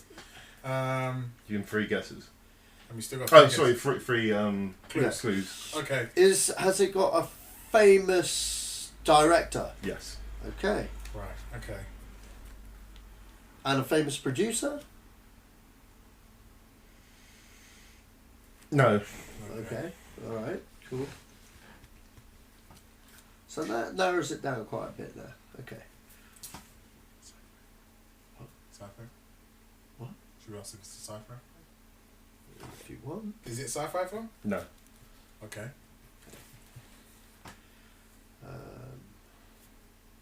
It's not sci-fi. Is it an adaptation? No. No. So no comic books, no video games, no books. Okay. Would you like a clue? Yeah.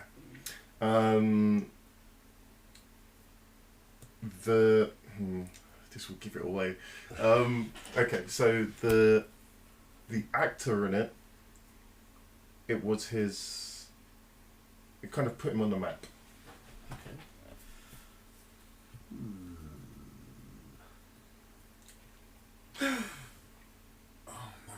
No, I was gonna say Avatar, but I went no. It said no sci-fi. Yeah. Wow. So I was thinking Sam Worthington, right? So think of Yeah. actors who've been put on the map for a movie in the 2000s, from 2001 to 2010. Okay. Is it past 2005? No. Okay, right. So think of an actor that got put on the Before. map before 2005. Between 2001 to I 2005. can't think that back, that far back, man. It's a very big film. Very big. Yeah. It's 2000 to 2005. Oh. No, it's not sci-fi either. That's sci-fi. I was thinking Transformers, but then. But that's later 2000s. This is early 2000s. 2006 that came out. Okay, so 2007 actually. But anyway. Alright, guys. Jesus Christ. Wait. It's hard to think. Put him on. Right, sorry. Put him on the map. This is what we know. It's not sci-fi. It's not an adaptation. Okay. It put him on the map. Famous director. Circa 2001 to 2005 with a famous director.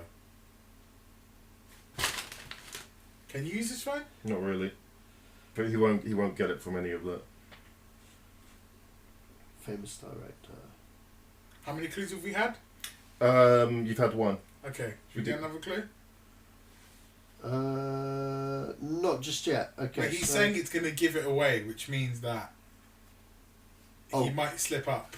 He won't slip up. He won't slip up. Would you like a clue? Go on then. Go on. Okay, so I'm trying to be smart with this. Yeah, I told you. So the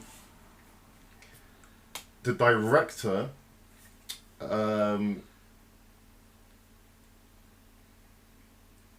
has a brother. Alright, so it's one of the Coen brothers, or it's Tony Scott or Ridley Scott. But Tony Scott doesn't do Unstoppable? No, that came out before 2005, right? Yeah. Okay, so it could be Tony Scott, it could be one of the Coen brothers. What year did No Country for Old Men come out? That's late. Is it late? Yeah, that's late. Because they had the Bourdain. That was 2008. Yeah. Right, okay.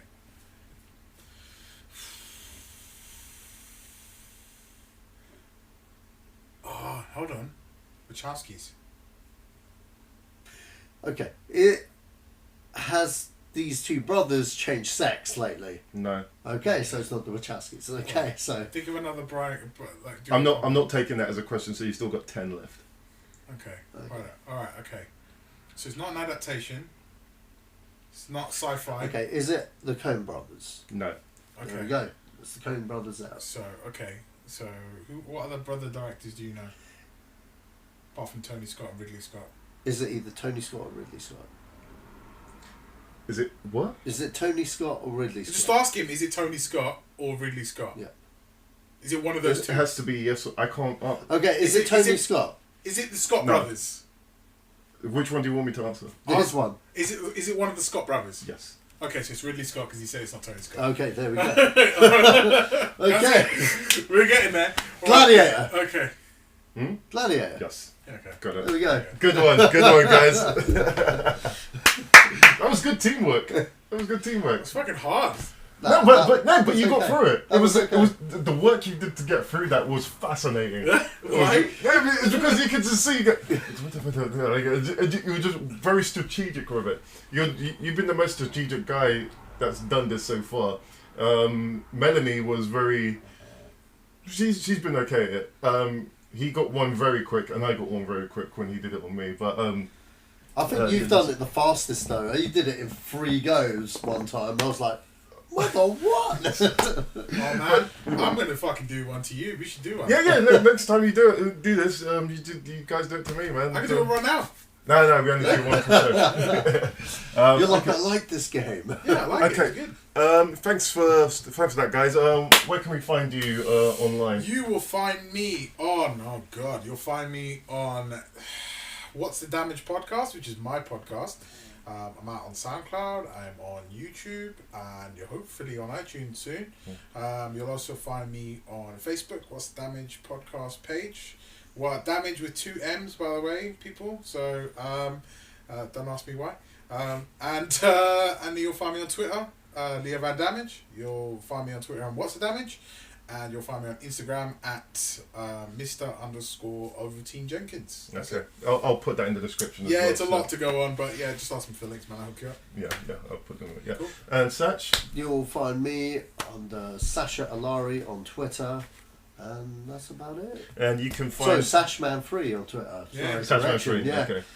So you can find me on Twitter as well as Joseph Q Buchanan, or you can find me at the Zedos Gang on Twitter, and you can write into the podcast at zedosgang.co.uk. And again, feel free to write in, and feel free to write in with any films that you want to talk about, or you want us to talk about, or if you want to chime in on the 20 questions, a film for us to guess, that's cool as well. But yeah, thanks for coming, Leo. No worries, man. Thank you very much for having me. No worries, man. Thank you, Sach. And this has been the Zedos Game Podcast, and we are out.